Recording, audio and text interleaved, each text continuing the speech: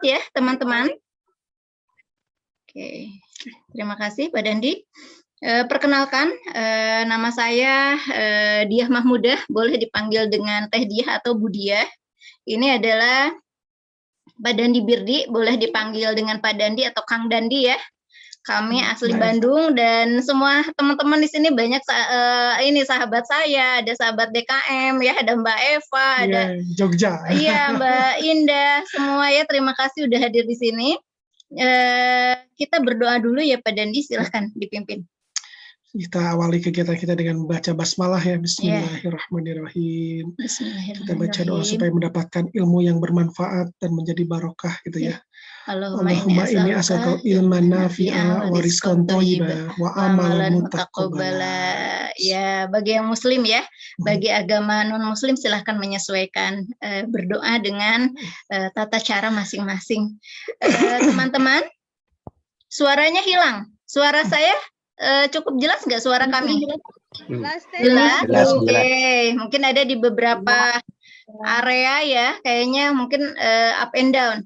Oke, teman-teman, kita kurang lebih akan belajar ya 1,5 jam, tapi mohon diperhatikan. Satu adalah saya sangat mengharapkan kalau teman-teman membuka layar Zoom-nya. Kalau memungkinkan ya? Kalau memungkinkan, karena misalnya tidak terkendala sinyal ya, kalau memungkinkan atau enggak memang tidak sambil nyambi, itu sangat kami appreciate ya buat teman-teman yang membuka, jadi feels-nya tetap dapat ya, walaupun kita online. Lalu yang keduanya, tolong di-mute, kecuali nanti teman-teman ada giliran untuk berbicara ya. Lalu berikutnya kalau nanti kita belajarnya interaktif, jadi tolong aktif juga ya, nanti bisa di chat dan lain-lainnya silahkan. Nah, kita mulai aja Pak Dandi. Afwan Teh, saya izin tutup kamera Teh. Ya. Oh iya, nggak apa-apa kalau yang nggak memungkinkan ya. Silakan, tapi kalau yang memungkinkan dibuka, tolong dibuka. Baik, kita akan sharing tentang survei ya. Kemarin survei tentang literasi emosi, survei awal. Terima kasih, ada sekitar 430 yang mengisi ya, dari sekitar 1.100. Terima kasih banyak. Kita share aja ya Pak Dandi ya.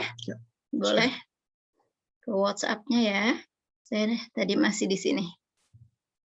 Masih di WhatsApp-nya Pak Dandi. Mana WhatsApp? Sebentar, saya buka dulu sebentar ya teman-teman ya. Oh ini, oke. Izin share screen sini ya. Oke. Oh, WhatsApp-nya ini. Sebentar ya. Tadi masih ini bagus. Oke, nggak apa sambil nunggu ini silakan Bu Dia. Oke. Nah, teman-teman kemarin saya sambil bacakan aja ya di sini sudah ada hasilnya. Nah, muncul ya. Mohon feedbacknya sudah keluar. Oke, kayaknya dia lagi proses, nggak apa-apa.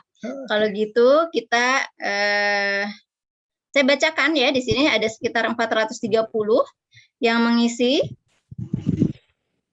Ini biasa Pak Dandi, kelas parenting. Sebentar Bu Dia, biar lebih mudah, Bu Dia login dari sini, nanti Bu Dia share screen. Gimana? Silahkan. Oke, sebentar ya teman-teman, saya biar login juga. Ini di mana? Ingatan. Ini. Biar teman-teman bisa lihat, ini rupanya WhatsApp di laptop agak sedikit bermasalah ini.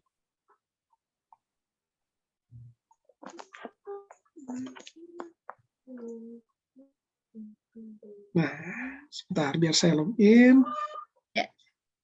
Dari sekitar 430 itu ada 94% adalah bunda dan calon bunda, dan ayah-ayah 6%. Apresiat ya untuk ayah. Alhamdulillah ya, di antara kesibukan para ayah dalam aktivitas masih menyempatkan untuk mengisi ya. Bahkan hadir, saya juga lihat tadi di kamera beberapa yang sudah hadir, apresiat banget sudah menyempatkan mengisi. Nah, hasilnya seperti apa akan cek ya. bagaimana sih mulai dari literasi, apakah teman-teman cukup familiar ya dengan kata-kata ini, literasi emosi? Oke. Nah, ini ya. Oke. Teman-teman bisa lihat ya, biar besar. Ini ya. Oke. Nah, di sini dilihat tadi sekitar 94 ya, 94. Nggak auto ya, nggak auto screen ya dia ya. Saya perbesar aja. Nah, gini ya. Nah, cukup kan, cukup kelihatan ya. Nah, ini ya. Jadi yang mengisi adalah laki-laki sebesar 6%. Ya. Lalu berikutnya, oke. Nah, tadi ini di sini. Terus status pernikahan. Nah, status pernikahan itu 85% sudah menikah, ya. 12% single, alhamdulillah ya Pak Dandi ya, menjemput ilmu ini. Ada juga yang single parent ya, di situ ya, mungkin jumlahnya sangat sedikit. Lalu berikutnya, apakah Anda tahu tentang literasi emosi? Menjawabnya ternyata tidak ya, 71,2. Nggak tahu apa sih literasi emosi, berarti udah benar Pak Dandi ya, duduk di kelas ini ya. Oke. Next. Apakah pernah mendapatkan pendidikan terkait emosi? Nah, dijawab lagi ternyata 58% juga udah ya. Maaf. 58% itu tidak ya, atau belum ya. Sedangkan yang yahnya itu adalah 41,9. Lalu berikutnya, apakah orang tua dulu di masa kecil memberikan nggak pendidikan emosi? Hasilnya ternyata hampir 80% memang tidak memberikan ya. Berarti ya ini guru utama dan pertama tentang pendidikan apapun, termasuk pendidikan emosi adalah di keluarga. Nah, berarti teman-teman dari generasi teman-teman di sini udah hadir 310. Semoga menjadi base camp Pak Dandi, keluarga dan rumahnya untuk bisa memberikan pendidikan emosi. Komitmen ya teman-teman ya. Kenapa? Bisa jadi orang tua zaman dulu memang tidak memiliki akses yang semudah kita. Aksesnya mudah teknologi, kelas-kelasnya juga beragam banyak. Orang tua yang memang belum tahu tentang pentingnya emosi, mari kita maafkan. Dan mari kita juga perbaiki ke depannya, mulai dari generasi kita. Ya. Berarti 8 dari 10 orang menyatakan memang tidak mendapatkan pendidikan emosi. Nah, lalu kalau guru di sekolah, nah nggak beda jauh ya. Guru di sekolah ternyata juga 75%, nggak beda jauh. Ternyata di sekolah nggak dapat juga. Padahal duanya adalah sumber ilmu ya seharusnya. Nah, padahal ketika menjawab seberapa penting pendidikan emosi di rumah, penting banget, 85%. Terasa ya sama teman-teman ya, bahwa ternyata emosi ini masih menjadi PR buat ayah bunda.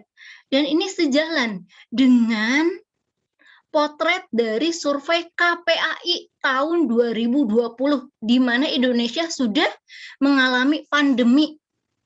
Ternyata potretnya 7 dari 10 bunda memberikan kekerasan secara emosional pada anaknya. Dan secara fisik itu 60 Pak Dandi, jadi 6 dari 10 bunda.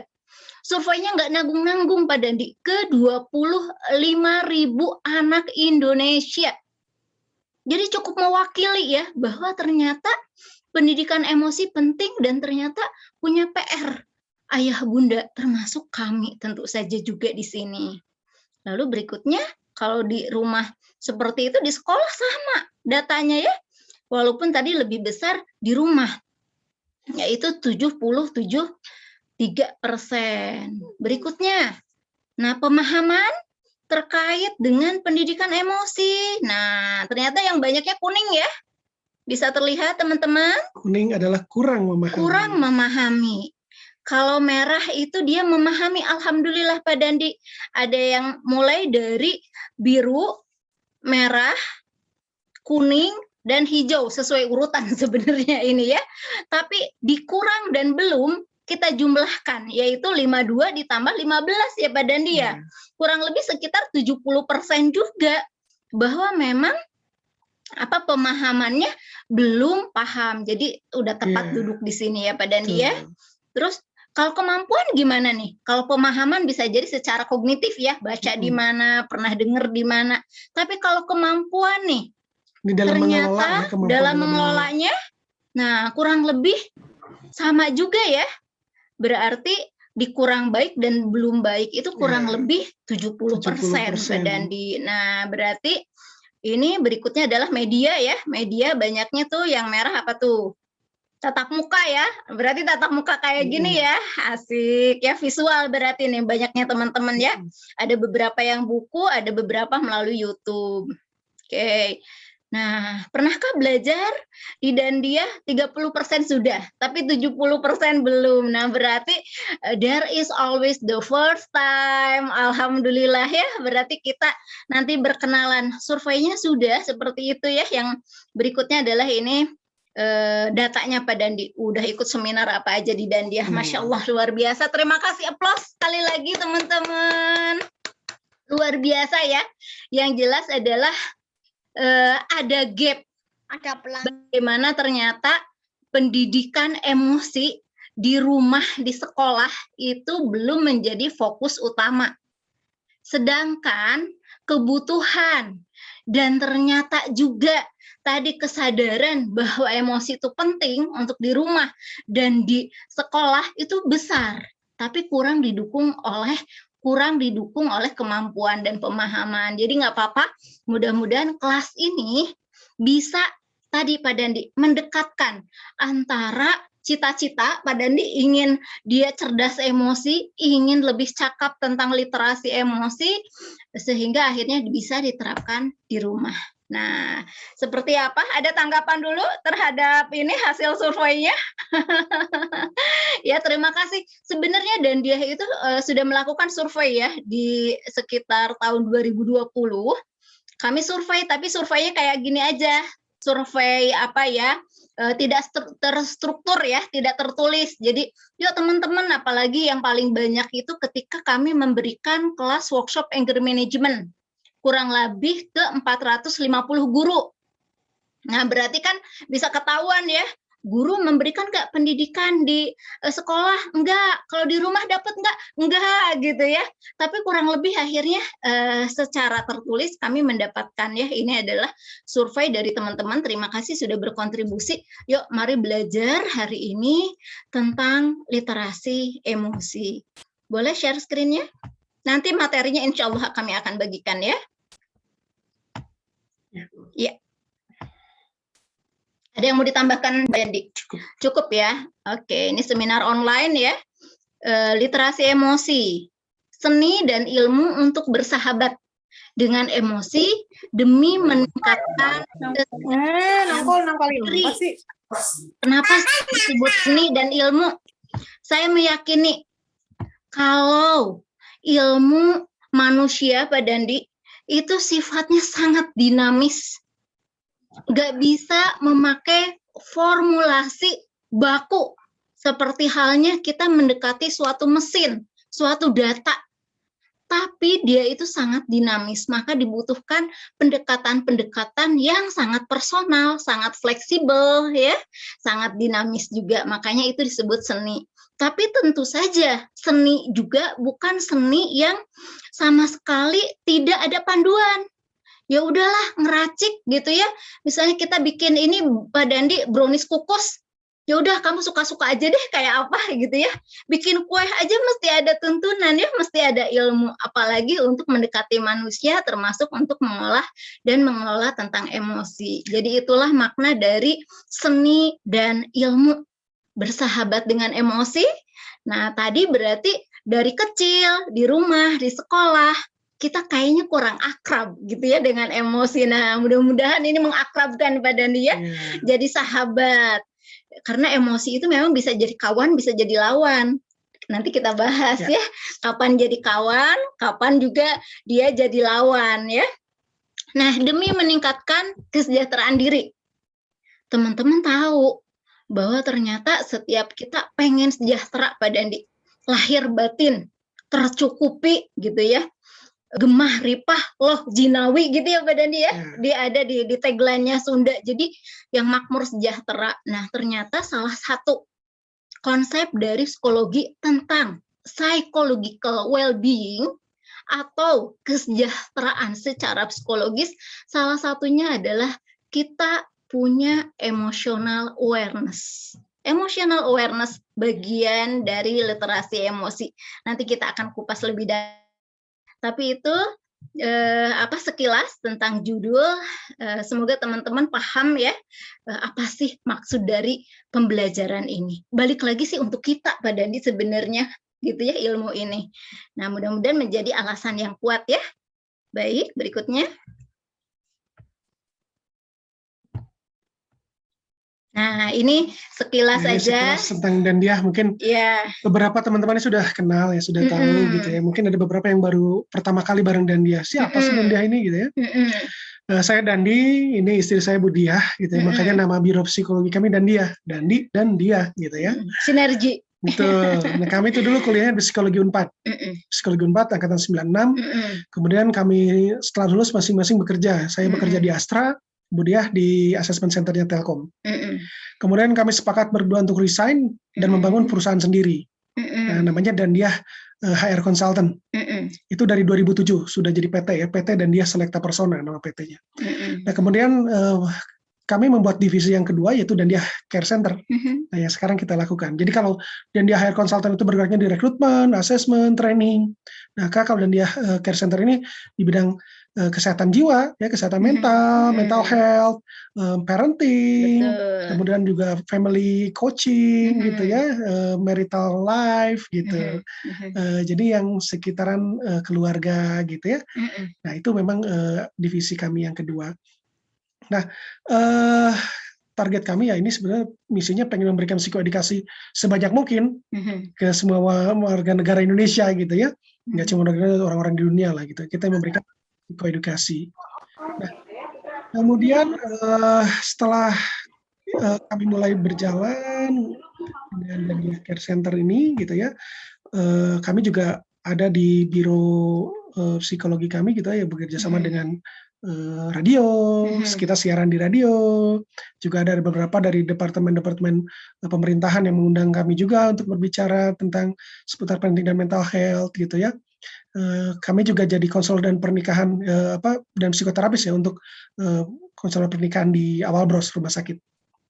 Nah, saya Ketua Talent Mapping Jawa Barat ya, Priangan, regional Priangan, kemudian Budiah juga aktif di dunia parenting gitu ya, di beberapa komunitas. Kami juga sering jadi relawan dan kami berdua ini penulis buku gitu, penulis buku. Jadi kami menuliskan buku berbagai macam hal, terutamanya adalah buku yang berkaitan dengan kesehatan mental dan parenting ini gitu ya.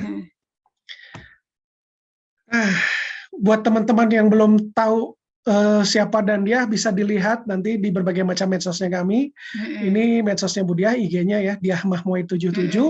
Kemudian juga ini di Facebook juga ada gitu ya. Di Facebook itu ada grup khusus untuk kesehatan mental Dandiah gitu ya. Di sini. Kemudian juga ada YouTube-nya itu Dandiah, ada channelnya juga bisa dilihat. Di sana banyak video-video kami. Di sini ada 70 video ya. Bisa dilihat, mungkin ada yang teman-teman butuhkan bisa dipelajari di sana. Kemudian juga bisa Instagram kami untuk kalau tadi Instagramnya Budiah pribadi, kalau ini adalah Instagramnya Dandiah_consultant gitu. Jadi bisa di follow, silahkan ya teman-teman ya. Follow kakak katanya gitu ya, follow back kakak.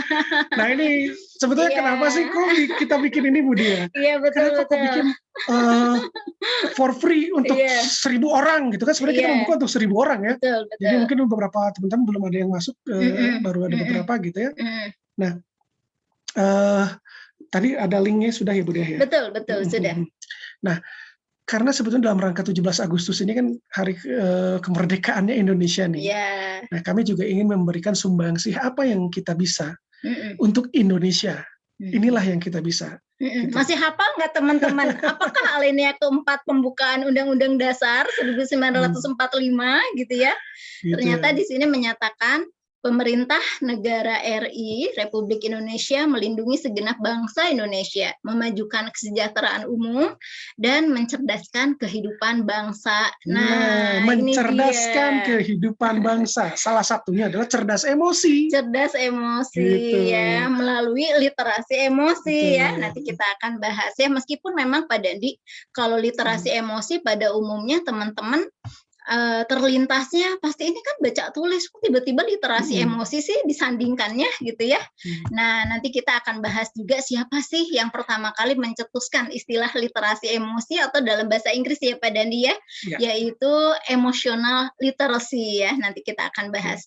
Yang jelas akhirnya kami menurunkan misi dan dia ini memberikan psikoedukasi tentang kesehatan mental atau mental wellness yang setara sepadan dengan istilah psychological well-being ya.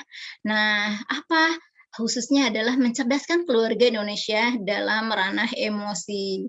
Nah, kami sendiri pengen survei dulu Pak Dandi. Nah, teman-teman, kemarin ya atau tadi Pak Dandi, kita akan mengukur yang namanya atau mencari tahu yang namanya zone. Zona apa? Zona bukan zona PPKM ya Pak Dandi, bukan ya, bukan zona merah, zona itu bukan ya, tapi ini dalam rangka untuk tahu tentang emotional state, yaitu kondisi emosi yang dihadapin teman-teman saat ini. What zone are you in? Kalau zona emosi itu ada 4,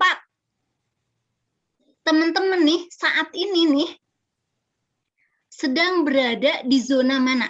Zona biru, feeling blue Pak Dandi, sampai ada lagu ya kalau nggak salah ya Pak Dandi ya. I'm feeling blue. Ya, di sini ternyata konten emosinya adalah merasa sakit, merasa sedih, atau enggak letih ya, jenuh, atau enggak selba pelan Pak Dandi. Selba apa namanya sluggish ya, yang pelan gitu ya. Kenapa sluggish? Slug. Slug itu siput. Nah, serba males gitu ya, serba aduh lagi males banget. Jadi lelet ngerjain. Coba teman-teman share ya. Kalau teman-teman merasa yang grup zona biru, silakan. Saya biru Bu, misalnya silakan gitu ya. Silakan. Atau yang green, Dendi. Apa sih yang green? Green, blue. Kalau yang green yang happy, calm, feeling okay ya, fokus, learn ya. Kalau yellow ini ada red juga nggak apa-apa, it's okay. Semua apa boleh ada sah ya, penghayatan merah, emosi itu sah banget ya. Yang merah tuh lagi frustrated, lagi worry, mungkin lagi harap-harap cemas ya, itu atau bisa juga di dalamnya ada excited gitu ya.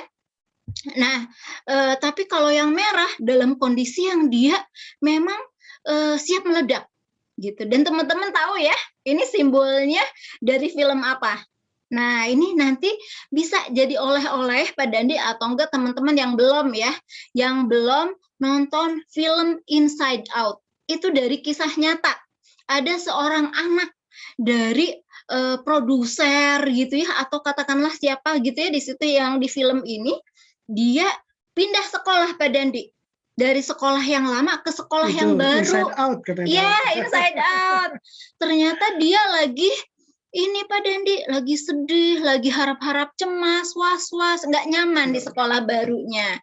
Nah, dari situlah si ayahnya gitu ya, ayah ini terinspirasi untuk membuat film yang memang bisa jadi mewakili ya, kalau nggak salah namanya apa ya, Rain ya, mewakili Rain yang lain yang bisa jadi mengalami zona-zona emosi yang beragam ya, up and down, karena kehidupan itu Pak Dandi memang kayak roller coaster, nggak selamanya di biru terus, nggak selamanya di hijau terus ya, nggak selamanya di kuning atau merah terus, tapi kita yakin kalau lagi di biru gimana ngelolanya ya, kalau di hijau gimana merawatnya. Ada yang bilang gini, life is a roller coaster, muter-muter kadang di atas, kadang di bawah, kadang jumpalitan. Iya, up and down ya, itu sangat alami banget ya. Ya, berikutnya. Nah, emosi di Dandia sendiri tadi kita udah bahas ya, kenalan dengan istilah mental wellness. Di Dandia mental wellness itu diekstraksi menjadi 5 pilar. Bahwa setiap kita nih punya yang namanya 5 aspek, Mbak Dandi. 5 pilar.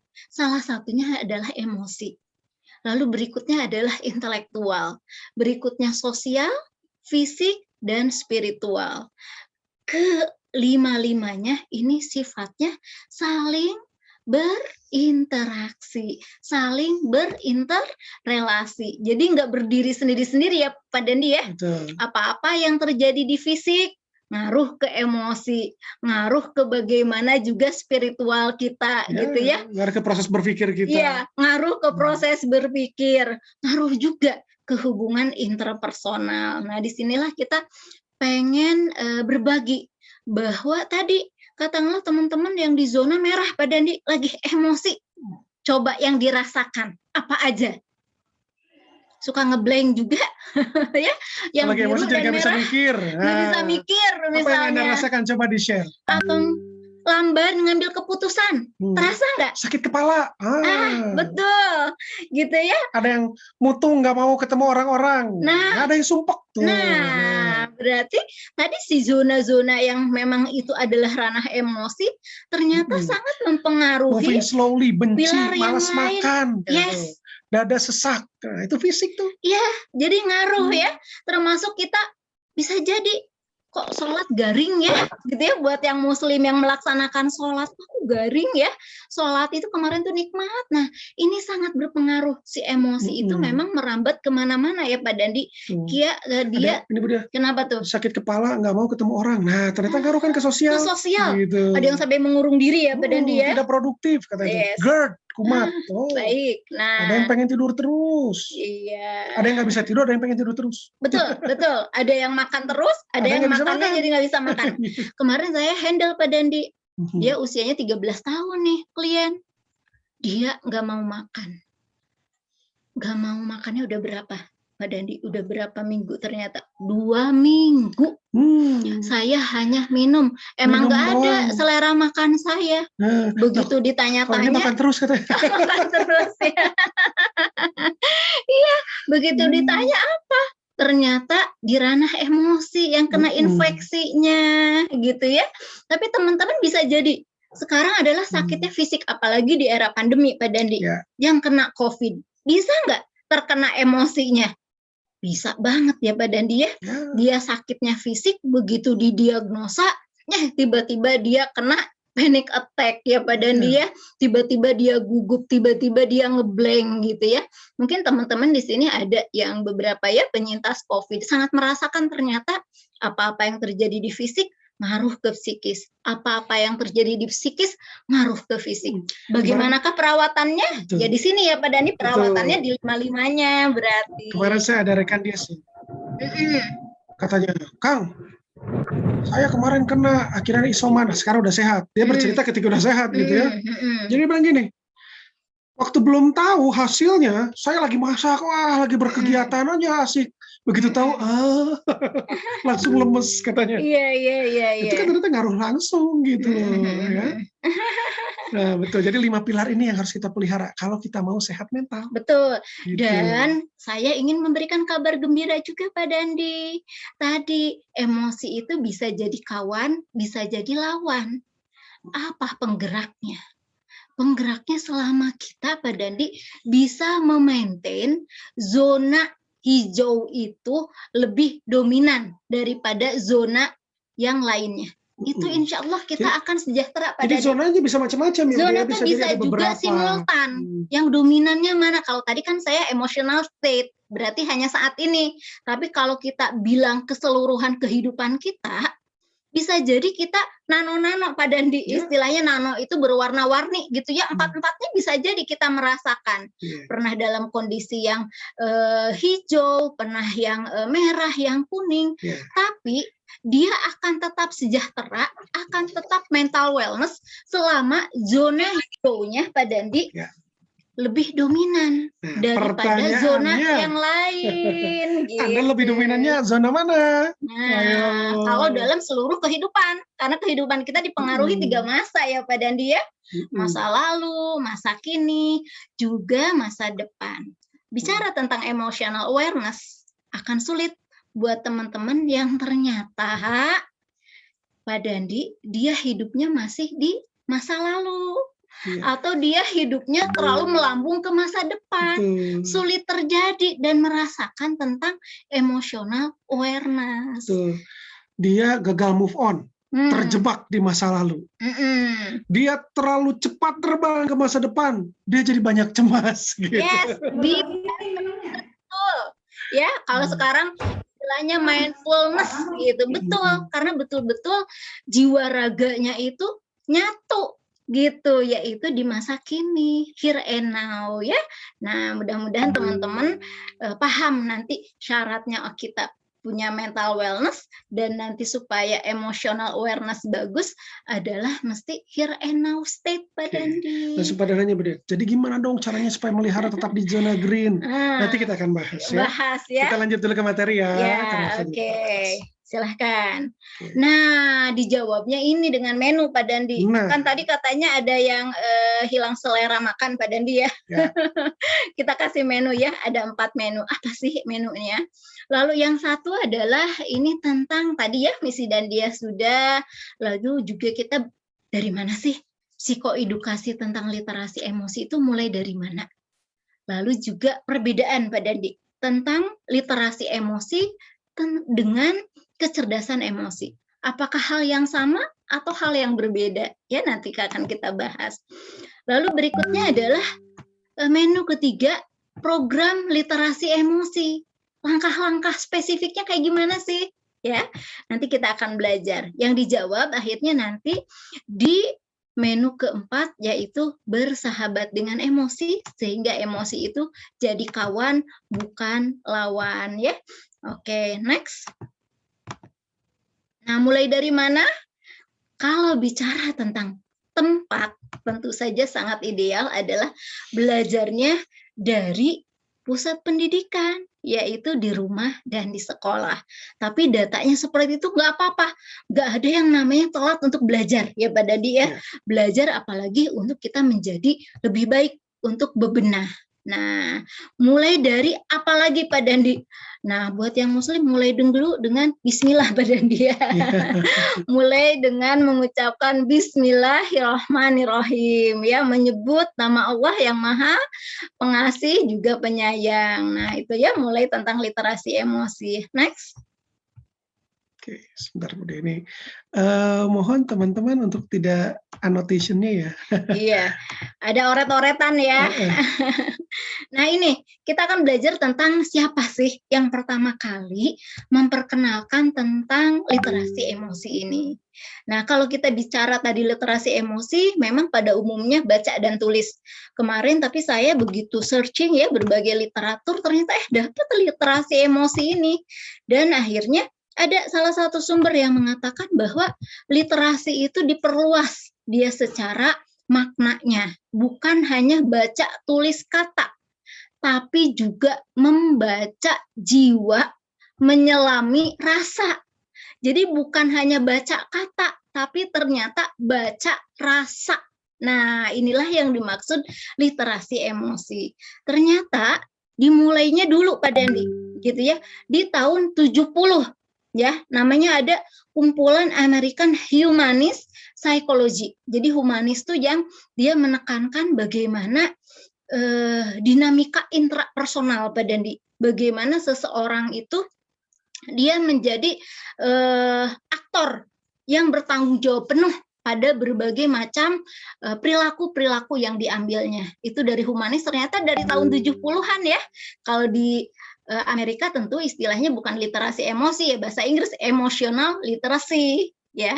Lalu berikutnya ada nih yang namanya dia psikolog, dia juga seorang pendidik, namanya Steiner, mempublikasikan artikel yang bernama Emotional Literacy.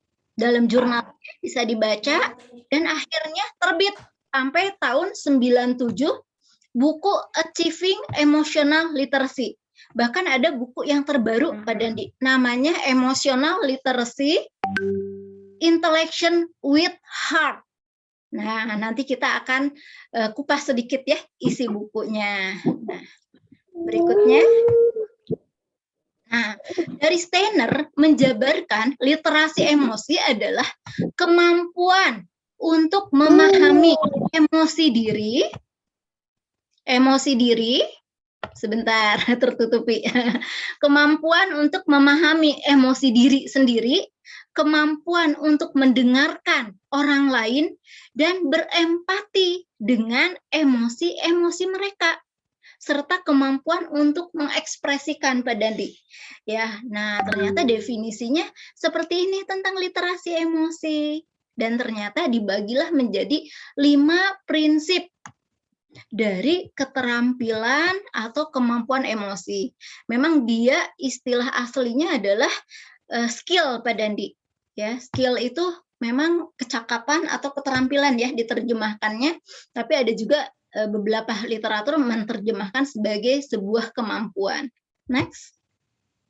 Nah, ternyata ada 5 prinsip yang dimaksudkan oleh Steiner tentang literasi emosi. Dan tentu saja ini bagian dari pendidikan. Berarti unsur-unsur pendidikan itu Pak Dandi, ada gurunya, ada muridnya, dan ada proses kegiatan belajar mengajar ya, ada komponen-komponen itu ya dalam pendidikan. Nah, satu adalah tentang knowing your own feelings. Berarti mengembangkan kemampuan dalam mengenali jenis emosi yang muncul. Termasuk akhirnya memberikan nama Pak Dandi. Ya. Name it. Name it, ya. Lalu menyadari kadarnya. Kalau aku sudah sadar, udah tahu namanya, kadarnya juga ini aku kadarnya segimana ya? Karena itu menentukan nanti ekspresi dorongan, ke perilaku, ke ekspresi tubuh, itu menentukan kadarnya. Itu harus aware semua. Termasuk dia juga adalah sadar pada pemicunya. Misalnya pemicu tadi zona biru. Oh, kalau saya ternyata ketika mendengarkan kabar ini, oh saya di zona biru. Zona biru tadi sedih, perasaan yang lemas, hopeless. Nah kayak gitu ya Pak Dandi ya. Itu adalah tentang knowing your own feelings. Lalu berikutnya setelah tahu nih milik pribadi, ternyata bagian literasi emosi kita harus aware dengan milik orang lain Pak Dandi. Ya. Seperti halnya sama seperti kita membaca rasa diri kita sendiri. Ya, jadi itu kalau tadi ke diri sendiri, sekarang ke orang lain. Ke orang lain. Having a heartfelt sense of empathy. Butuh empati Pak Dandi. Ada nggak di sini, apalagi di konteks pernikahan, ya Pak Dandi ya? Gimana biasanya kalau suami istri Pak Dandi? Nah, kan kalau biasanya tuh, kalau istri tuh perempuan tuh main rasa, main hati. Yeah. Sementara kalau misalnya laki-laki kan suka main logika tuh. Nah, pernah nggak ibu-ibu atau bapak-bapak di sini ngalamin di mana para istri lagi curhat, curhat nih ke para suaminya, ayah begini begitu dia curhat gitu kan, pakai hati kan, ingin meluapkan perasaan. Nah, sementara saya kan bermain logika. Belum selesai si ibu ngomong, si bapak udah motong. Ah, udah bentar, sebentar. Kalau kayak gitu mah gak usah pusing, gak usah ribet. Tinggal gini aja, gini. Nunjukin. Wah, langsung sok ngajarin gitu ya. Nah, padahal kebutuhan dari si istri itu apa sebetulnya? Apakah dia butuh untuk diberikan solusi langsung saat itu? Atau ternyata kebutuhannya bukan diberikan solusi, tapi didengarkan, jangan-jangan. Nah, untuk bisa melakukan itu, si suami harus punya empati. Punya bisa merasakan kira-kira istriku tuh ini maunya apa ya. Karena tidak jarang, para ibu-ibu yang curhat itu ketika ditanya, dia curhat sampai beres, sudah selesai, terus ditanya, terus jadi mesti gimana dong enaknya Bu? Terus dia bisa jawab tuh, iya harusnya gini loh Pak, gini. Nah dia tahu tuh sebetulnya. Itu. Jadi kalau kita kasih tahu juga dia udah tahu sebetulnya. Banyak yang seperti itu, tapi dia tuh butuh didengarkan. Nah itu, mengalirkan rasa. Disitulah butuhnya pasangan memiliki empati. Dan Orang ternyata lain memiliki orang empati. lain, betul ya. Apalagi itu Gitu. 24 jam ketemu Pak Dandi. Nah, Gitu. berarti ini bagian dari literasi emosi. Teman-teman boleh, saya akan share nanti salah satu kuesioner Pak Dandi untuk menentukan kita di literasinya di level berapa. Nah, nanti saya share ya, ini Mbak Putri udah siapkan. Lanjut Pak Dandi, di nomor 3, 4, dan 5 dulu, silahkan. Learning to manage our emotion. Jadi belajar ngelola emosi, supaya kitanya tuh jadi emosi yang ditampilkan tuh emosi yang sehat. Kemudian juga kita terampil dalam mengungkapkannya. Terampil tuh berarti apa sih? Apa sih yang kita bicarakan kalau terampil? Terampil itu berarti kan apa yang kita lakukan, apa yang kita ekspresikan. Nah, jadi terampil dalam mengekspresikan emosi. Bedakan antara emosi, jenis-jenis emosi gitu ya, dan juga dengan ekspresinya. Gitu. Jadi kalau emosi mah semua orang punya, boleh, tapi cara mengekspresikan tiap orang beda-beda. Nah, kita harus terampil mengungkapkan emosi tapi dengan cara yang sehat gitu. Jadi dengan cara yang menyenangkan gitu ya, yang asertif, tidak bikin orang lain sakit hati. Gitu. Jadi di sinilah pentingnya mengekspresikan dengan cara yang asertif gitu. Ya. Beberapa suaranya kecil katanya, mungkin karena jaringan ya. Yeah. Kemudian repairing emotional damage. Nah, seberapa banyak bapak dan ibu, jangankan jauh-jauh pasangan lah gitu ya. Pasangannya, dia pasangan yang sangat ideal, luar biasa. Emang keluarga yang ideal tuh, pasangan ideal tuh yang nggak pernah berantem ya? Emang ya nggak pernah ada cacatnya gitu ya, flawless ayam gitu. Terus ya. Ayam terus. Emang ada ya yang kayak gitu? Kayaknya nggak ada. Nggak ada, iya. Saya sama Budia juga sering berantem. Dan tidak jarang ketika berantem itu menimbulkan luka, damage, ada kerusakan. Nah pertanyaannya bagaimana repairingnya? Jadi ketika itu terjadi, jangan sampai kita jadi saling menyakiti, saling menyalahkan gitu ya. Tapi justru kita willing, mau untuk memperbaiki. Laki-laki paling punya harga diri tinggi, disuruh minta maaf duluan nggak mau. Gitu ya. Misalnya gitu. Ada nggak di sini para bunda yang suaminya suka minta maaf duluan kalau habis berantem? Rezeki besar itu. Banyaknya nggak mau itu. Pokoknya walaupun gua salah, gua nggak mau minta maaf. Gitu. Kadang-kadang ada yang seperti itu, pride-nya tinggi sekali gitu ya. Ada yang ibu-ibunya bilang gini. Gimana tuh? Ini ibu dia katanya, ibu. Ini ambil piring katanya ke suaminya, lempar, prang, pecah, gitu ya. Coba sekarang minta maaf. Bisa nggak itu piringnya nyatu lagi gitu? Ternyata minta maaf doang tidak cukup katanya. Ada yang bisa seperti itu gitu ya. Tapi juga jangan itulah kalau kita memang salah, jangan ragu untuk saling meminta maaf dan saling memaafkan. Gitu. Dan yang namanya perbaikan itu nggak bisa dari satu pihak. Perbaikan itu harus dari kedua belah pihak. Jadi sama-sama bergerak kalau istilahnya dan dia. Kita kalau mau memperbaiki hubungan suami istri, hubungan pernikahan, harus dua-duanya bergerak. Dan dua-duanya bergeraknya mendekat. Gitu. Kan dari jauh nih jaraknya segini, mendekat, nanti ketemu di tengah. Jadi masalah adalah kalau ternyata mereka bergerak, tapi bersama-sama bergeraknya menjauh, maka nggak akan ketemu. Gitu. Terlebih yang satu mendekat, satu menjauh. Nah, jadi kan gini-gini dong, nggak ketemu-ketemu. Maka bergeraklah dan bergerak saling mendekat. Betul. Gitu. Ternyata ketika kita salah, lalu kita bertanggung jawab pada konsekuensi yang kita buat ya.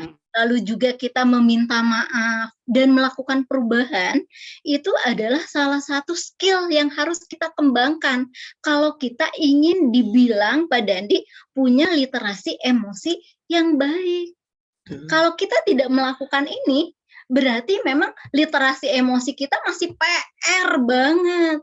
Di Dandia sendiri, di nomor 3, di nomor 4, ada program tersendiri ya Pak Dandi. Nomor 3 dengan pribadi asertif. Nomor 4 ada forgiveness. Dan saya yakin. Anger management. Betul. Di sini forgiveness-nya enggak hanya ke others, tapi ke self juga, ke kita. Self forgiveness ini ternyata menjadi bagian dari literasi emosi. Lalu kelimanya adalah dia putting it all together. Jadi artinya ini adalah berdinamika pada gitu ya. Ini menjadi sebuah warna buat setiap jiwa.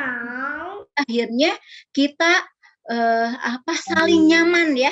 Ada istilahnya kalau di next ada istilahnya di Steiner ini dengan emotional interactivity. Jadi berinteraksi. Kita berinteraksi secara intrapersonal, lalu sebagai interpersonal, dan kita akhirnya saling timbal balik ya Pak Dandi ya. Atau namanya kalau hubungan di psikologi namanya timbal balik itu hubungan resiprokal. Apa-apa yang kita rasakan menjadi feedback dari buat orang lain. Tapi apa-apa yang ditampilkan oleh orang lain menjadi feedback untuk kita. Jadi aksi reaksi. Teman-teman, saya sudah membagikan deteksi dini dari literasi emosi. Silahkan teman-teman, ini hanya 11 ya. Jujur-jujurnya. Silahkan teman-teman jawab. Teman-teman jawab nomor 1, apakah di 1, di 2, 3, 4, 5. Angkanya semakin besar itu semakin baik. Tapi kalau ternyata di item-item tertentu saya mungkin masih di 1, masih di 2, silahkan jujur ya, sejujur-jujurnya. Ini sebagai self-assessment Pak Dandi. Ya, ada di mana Bu Deli? Ada di grup ya, silahkan dibuka. Silahkan dicek di grupnya. Di Ya, grup WA silakan, ya, di grup dibagikan WA. ya. Biar teman-teman nanti kan ada 4 Pak Dandi ininya ya. Apakah di rendah literasi emosinya, apakah di sedang, apakah di cukup tinggi, atau di tinggi yang sudah baik. Silahkan ya teman-teman, kalau ada yang mau ditanyakan di item tertentunya, silahkan boleh ditanyakan ke kami. Mungkin sekitar 5-10 menit karena hanya 11 item. Grup 3 mau teh katanya. Ayo silakan lihat dicek grup 3. Silakan. Grup 1, grup 2, grup 3, grup 4, dan grup 5 ya. Ya. Kita ada 5 grup nih. Ada 5 grup, silakan. Izin bertanya. Jujur-jujurnya ya, silakan. Izin bertanya teh. Boleh, sambil menunggu, silakan. Itu untuk mengenai yang ekspresi yang benar, itu benar dalam artian misal kita marah, benar-benar marah, atau benar dalam pengelolaan, misalnya gitu kan. Definisinya ya. Betul. Pengekspresian yang benar itu adalah 1, kongruen. Kongruen itu artinya apa? Selaras antara isi hati dengan isi lisan, isi pikiran dan perbuatan. Selaras. Jadi yang namanya sedih, kita ungkapkan kesedihan kita. Tadi misalnya kita zona biru, ungkapkan itu zona biru. Hanya memang ada benar kadar juga Pak Dandi. Betul. Jadi kalau di bahasa sosial itu adalah tetap kita memperhatikan tadi kan mesti asertif nomor 2 ya Pak Dandi ya. Ada konteksnya. Ya, gitu. Jadi kongruen bicaranya adalah asertif, gitu ya. Bedakan antara bahasa sosial dengan bahasa rasa. Bahasa sosial adalah kita tetap mengungkapkan kongruen, kita tidak setuju bilang tidak setuju, tapi caranya memang diperhalus. Kalau di bahasa sosial. Tapi bahasa hati itu tidak boleh diperhalus, dan itu dilakukannya di mana? Di rumah, dalam sesi terapi. Jadi kita lakukan self healing. Dalam self healing keluarinnya di sana bahasa aslinya. Misalnya, aku tuh nggak suka sama kamu, wah kamu pengen maki. Tapi kalau kita maki orang di situ, apa yang terjadi? Kita bebas mau mengekspresikan apa saja. Tapi jangan lupa, kita tidak terbebas dari konsekuensinya. Jadi kalau ada orang nanti balas marah, ya jangan kaget gitu. Sehingga tadi, disitulah harus kita mainkan gitu ya, keahlian kita dalam bermain asertif. Betul. Sehingga dari di situ ya kita tampilkan dengan cara yang tetap luas. Tapi aslinya apa? Keluarin di terapi. Gitu. Untuk soal kadar. Tapi kalau soal jenisnya, tetap dalamnya sedih, keluarnya sedih, kongruen. Tapi untuk kadar, kita atur tombolnya. Tapi nggak akhirnya Pak Dandi di sini kesel, kita senyum. Itu udah nggak benar. Ya, nggak benar secara ekspresi hati. Gitu. Karena yang knowing your own feelings itu harus your true feelings. Gitu. Bukan yang pura-pura. Bukan karena Pak Dandi pengen dia social me. Gitu ya, sosial me itu gitu. Sosial me apa yang ditampilkan di lingkungan, apa yang memenuhi harapan lingkungan. Real me aslinya kita. Budi apa nanti berapa lama sih belajar asertif itu? Sepanjang hidup. Sepanjang hidup, betul. Iya ya Pak Budi ya, kalau mau marah di luar harus hati-hati, betul. Tahu viral, iya betul. Gitu ya. Tapi tadi ya yang jelas satu kongruen, selaras isi hati dengan ekspresi, tapi di ekspresi kadar kita atur sehingga orang lain tetap nyaman ya, itu literate berarti ya. Lalu berikutnya adalah konteks. Gitu ya, oh kita tahu, oh kalau di depan ini gitu ya, di depan tamu gitu, walaupun suami misalnya tadi salah apa, saya nggak mungkin nggak patut nih, tapi nanti saya proses deh, ini saya pending, tapi saya proses setelah tamu pulang. Pak, aku nggak suka misalnya tadi cara Bapak nyuruh aku ngambil apa misalnya gitu ya. Contohnya nih, Anda punya bos, terus Anda dimarahin bos. Si bos marahnya depan semua orang dan dia maki-maki Anda. Kan beda rasanya kalau Anda dimaki-maki sendiri doang di dalam ruangan, sama kalau Anda dimaki-maki di depan semua orang. Rasanya beda loh. Gitu loh. Nah itulah harus hati-hati. Kadar tadi Pak Dandi yang nomor satu. Betul. Ya, karena knowing our feelings itu bukan hanya label, tapi kita ngukur. Oh semarah ini ya. Oh, sesedih ini saya ya. Gitu. Kalau marahnya pakai kata-kata sarkas gimana? Ini ada Pak Dandi, bahwa ekspresi emosi itu ada dua, yaitu verbal dan non-verbal. Di dua-duanya sama. Jangan sampai sarkas, karena pasti ekspresi dan reaksi dari orang lain pasti juga dia akan nggak tinggal diam ya Pak Dandi ya. Satu, ada feedback yang juga kita nggak siap. Ya, kalau orangnya tidak sensitif, dia nggak tahu kalau Anda lagi sarkas. Dia nggak paham maksud Anda. Gitu. Kedua, kalau dia paham, dia juga bete dengan itu. Sehingga sarkasme itu sebetulnya adalah salah satu ciri-ciri dari orang yang pasif agresif. Ada agresi ya, ada agresi unsur menyakitinya. Kalau sarkas itu, sehingga tidak disarankan, tetap disarankan dengan cara asertif. Apa sih itu asertif? Asertif adalah kita mengungkapkan dengan tegas, lugas, jelas, tapi tidak bikin orang lain sakit hati. Tetap menjaga harkat dan martabat. Emang harkat dan martabat siapa yang dijaga? Satu, harkat dan martabat diri kita sendiri. Kedua, harkat dan martabat orang lain. Betul. Gitu. Itulah asertif ya. Iya. Teman-teman udah ini ya, udah mengisi ya. Tapi kalau yang belum nanti aja. Nah, teman-teman sini ada norma ya sebenarnya ya. Boleh dilihat tuh. 11 sampai 22 itu tadi grup 3 belum masuk rendah. Oh gitu, belum masuk. Sebentar saya cek. Grup 3 belum masuk katanya. Oke. Coba sambil dicek dulu ya. Grup 3 boleh dicek, mungkin sudah ada atau belum? Ada grup yang belum? Udah ada. Ya, sudah ya? Oh, sudah ada. Oke. Silakan ya. BTW sarkas itu apa ya, Bun? Sarkasme. Gitu. Biasanya dia nyindir-nyindir gitu ya. Dengan bahasa yang diperhalus atau dikebalikannya gitu. Bisa nyinyir ya juga nyinyir, gitu. Tapi intinya sih memang ada agresi, tapi tetap juga sebenarnya kita bisa merasakan ya bahwa cenderung menusuk. Nah, ini pakainya banyaknya feeling jadi akhirnya. Berikutnya Mbak Dani silakan. Oke, saya lanjut ke halaman selanjutnya. Nah, lalu berikutnya ini ada data ya, bahwa tadi mulai dari mana? Dari rumah dan dari sekolah. Nah, ini ada salah satu pendapat tentang pentingnya dan manfaatnya literasi emosi di sekolah. Ternyata siswa-siswa yang dia mendapatkan literasi emosi yang memang baik, disiapkan di rumah atau di sekolah, ada 4 keuntungan, ada 4 manfaat yang bisa diraih. Yaitu siswa-siswanya Pak Dandi kemampuan akademiknya tadi baik. Berarti di sisi intelektual Pak Dandi, emosi dan kemampuan akademik itu ada hubungan yang erat. Lalu berikutnya Pak Dandi, karena tadi bicara tentang literasi emosi adalah bicara tentang social skills, tentang kemampuan bicara asertif. Ternyata di persahabatan juga dia punya manfaat, punya impact yang baik. Ya. Dan yang terakhir adalah pada konsep diri. dia juga memiliki konsep diri yang baik ya, memiliki emosi-emosi yang positif terhadap dirinya. Nah, inilah manfaat literasi. Dan saya rasa ini bisa dikembangkan ya Pak Dandi ya, di konteks pekerjaan ataupun mungkin di konteks di rumah. Ketika memang kita siapkan sedini mungkin tentang literasi emosi, nanti kita akan mendapatkan manfaat ini.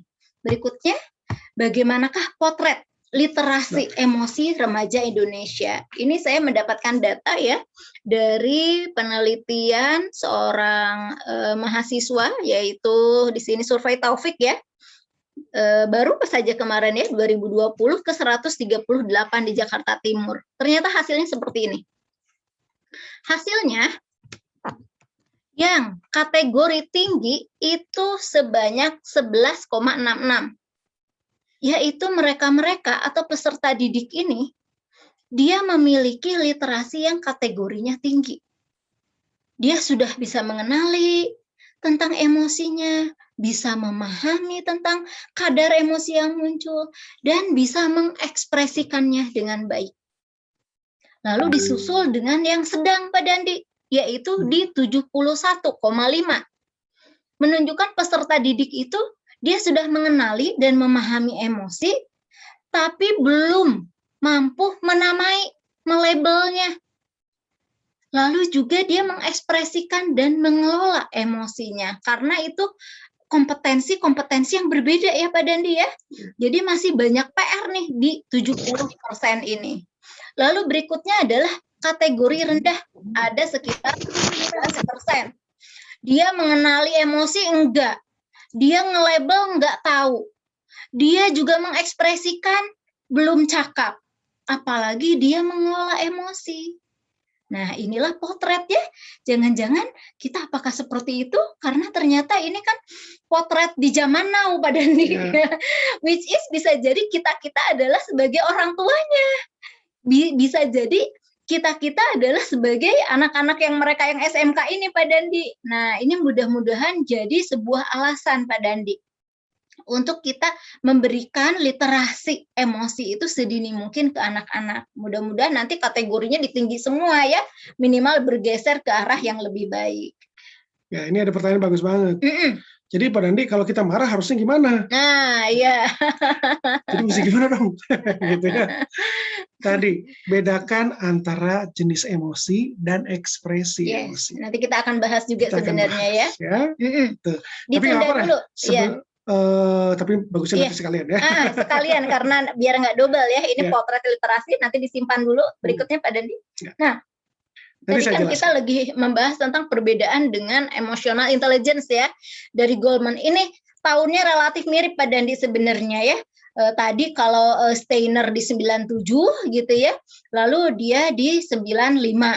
Nah, dari Goleman ini menyatakan bahwa kecerdasan emosi adalah kapasitas untuk mengenali perasaan kita dan orang lain. Termasuk di dalamnya untuk memotivasi dan mengelola emosi kita dengan hubungan kita dengan orang lain. Kata teman-teman mirip nggak? Coba kata teman-teman, definisi antara literasi emosi dengan emotional intelligence dari Goleman. Kami pun banyak ya mengambil emotional intelligence ini ya Pak Dandi ya.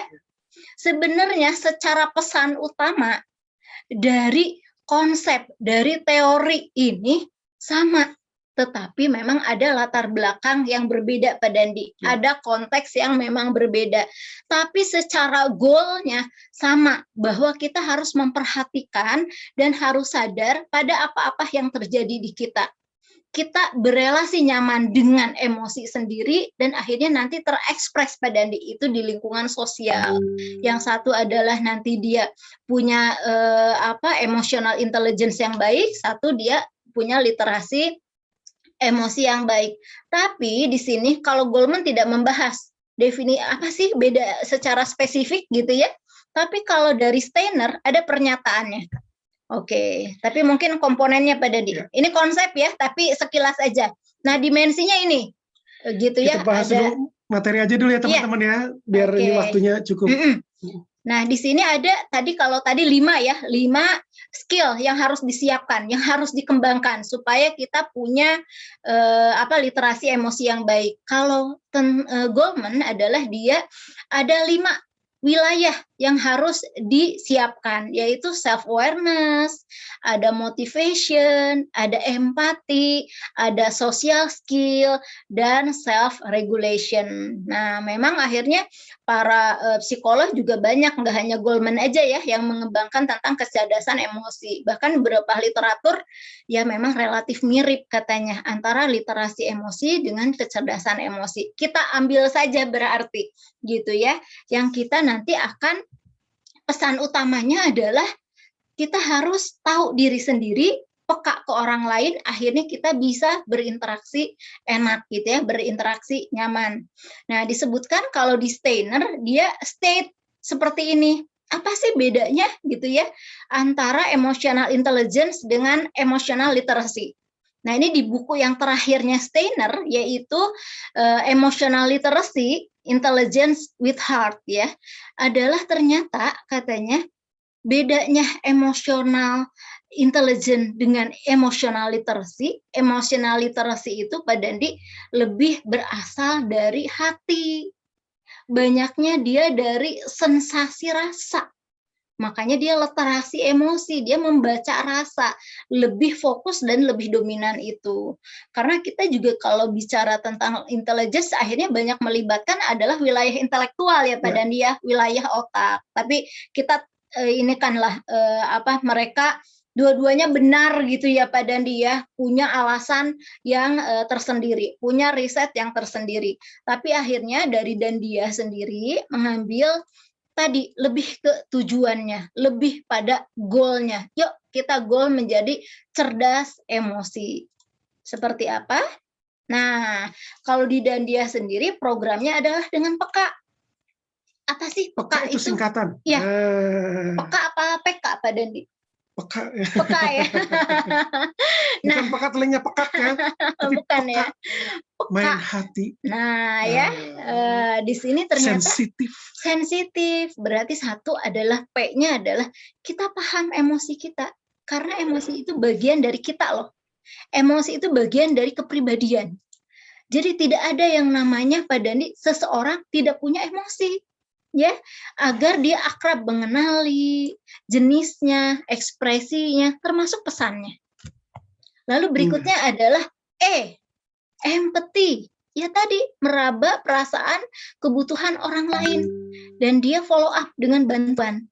Karena empati itu, dia disertai dengan ada sebuah helping Pak Dandi. Caring and helping gitu ya, empati itu. Lalu berikutnya komunikasi Pak Dandi. Ada program komunikasi.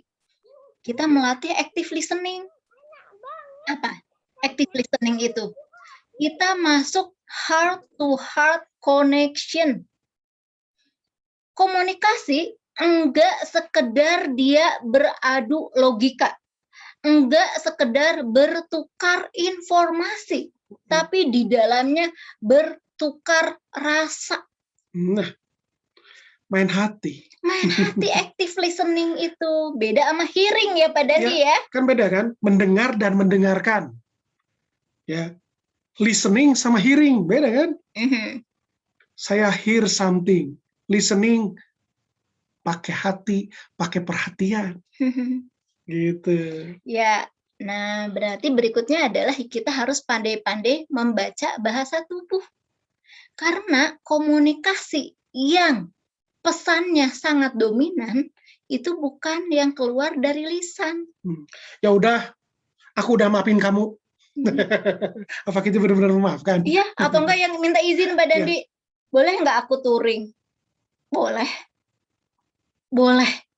Itu logika. Boleh. Iya. Beda lagi kan? Iya. Ternyata dia pesan emosinya dari maksud yang dia sampaikan gitu ya Pak Dandi, ternyata dia hanya 7%. Karena 93%-nya yaitu melalui intonasi dan melalui bahasa tubuh itu jauh lebih powerful yang harus kita baca ya Pak Dandi ya. Berarti ini skill juga ya, banyak teman-teman mungkin di sini yang belajar tentang mikro expression Pak Dandi gitu ya, ada macro expression, micro expression. Nah, ini juga salah satu hal yang penting untuk meningkatkan literasi emosi kita. Lalu berikutnya adalah tentang asertif. Tadi sudah disampaikan ya. Nah, program ini jadi dan dia sendiri mengakomodir ya apa yang disampaikan oleh Steiner, apa yang disampaikan oleh Goleman, yang intinya adalah supaya kita cakap mengekspresikan emosi dengan dasar bahwa kita genuine merasakan emosi kita, tapi kita akhirnya bisa menyampaikan dengan cara yang bermartabat ya. Pesan-pesan yang kita ingin sampaikan, pesannya itu sampai ke orang lain. Ini asertif tuh kayak gini loh Bu Dia. Ini tadi ada yang nanya gitu ya, dia kesulitan menyampaikan gitu, mengekspresikan. Jadi kalau orang yang kurang mengekspresikan, jadi orang nggak tahu, maka dia harus banyak ngegas. Artinya lebih banyak mengungkapkan. Tapi kalau orang yang terlalu meledak-meledak, kayak tadi ada yang katanya meledak sampai orang jadi sakit hati, nah itu harus belajar banyak ngerem. Jadi asertif tuh gitu loh. Gitu. Pribadi yang pasif, dia belajar ngegas, yaitu dia belajar berani dan narik rem tangan insecure. Jangan-jangan kalau aku berekspresi begini gitu ya, ini bahasannya agak panjang sih Pak Dandi. Ikut aja ya nanti di hari Minggu ya. ada kelas khusus ya, bahas 2,5 jam dengan Mbak Esti ya, Duta Kesehatan Mental dan Dia. Nah, ini bagian dari literasi emosi. Tadi kan teman-teman tahu ya bahwa di nomor 1 tuh yang menurut Steiner bahwa kita harus tahu Pak Dandi tentang definisi emosi, tentang juga nama-nama emosi, ya. Nah, yang jelas emosi ini berasal dari bahasa Latin. Artinya adalah mover, move gitu ya, yang artinya menggerakkan. Emosi adalah tanggapan seseorang ketika dihadapkan pada situasi tertentu. Bisa terpantik oleh rangsangan dari dalam diri, kayak kita ngelamun, khawatir, aduh jangan-jangan tiba-tiba deg-degan ya. Pernah nggak? Kita nggak ada tuh gitu ya, kalau kita pakai di konsep psikologi, stimulus respon. Stimulus adalah apa-apa yang datang dari luar. Bisa ucapan orang, bisa suatu kejadian, bisa suatu informasi. Sedangkan respon adalah kita. Stimulusnya nggak ada Pak Dandi, misalnya nggak ada dengar berita gitu ya, nggak ada misalnya juga kita ngelihat ada kejadian tertentu, tapi tiba-tiba ada lintasan rasa, lintasan rasa, aduh aku belum ini, aduh jangan-jangan aku belum nggak sempet nih gitu ya, aku ketagihan ini nih misalnya, aduh jadi deg-degan. Nah, emosi juga sangat bisa terpantik oleh kalau orang tiba-tiba terbersit, tiba-tiba keingetan apa gitu, nah itu dari diri itu gitu. Nah, konsep tadi yang menggerakkan di dalamnya ada energi ya. Berikutnya Pak Dandi.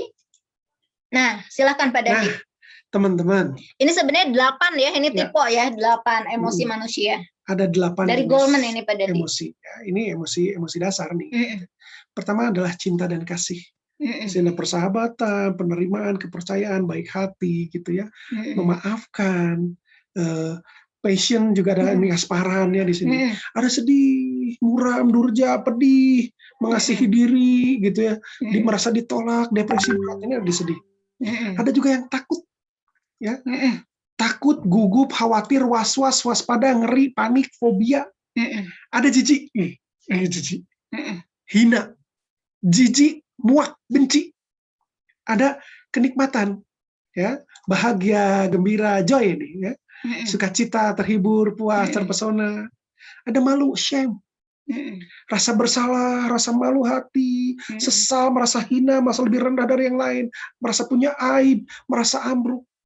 Ada angry, marah, merasa tersinggung, terganggu, jengkel, kesal hati, benci, dendam, terkejut, ya. Ada terpana, kaget, takjub, wow, gitu ya.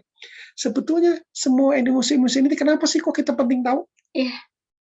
Karena setiap emosi itu punya pesan yang ingin disampaikan. Betul. Gitu. Ada pesannya yang mau disampaikan. Makanya kalau kita tuh tidak hanya harus bisa pandai baca ini emosi apa, sehingga kita kalau tahu oh ini jenis emosi apa, kita tahu maksud pesan yang mau dia sampaikan apa. Kita pecahkan kode itu ya. Kan banyak tuh para ibu-ibu yang ngasih kode, tadi juga ada beberapa yang di pertanyaan di chat gitu. Nggak ngerti-ngerti nih orang, katanya aku bilangnya begini, masih juga dia gedek dia katanya gitu. Atau tadi Pak Dandi saya yang bercerita tentang anak ya yang sudah dia 2 minggu tidak makan gitu, dia perilakunya adalah uring-uringan.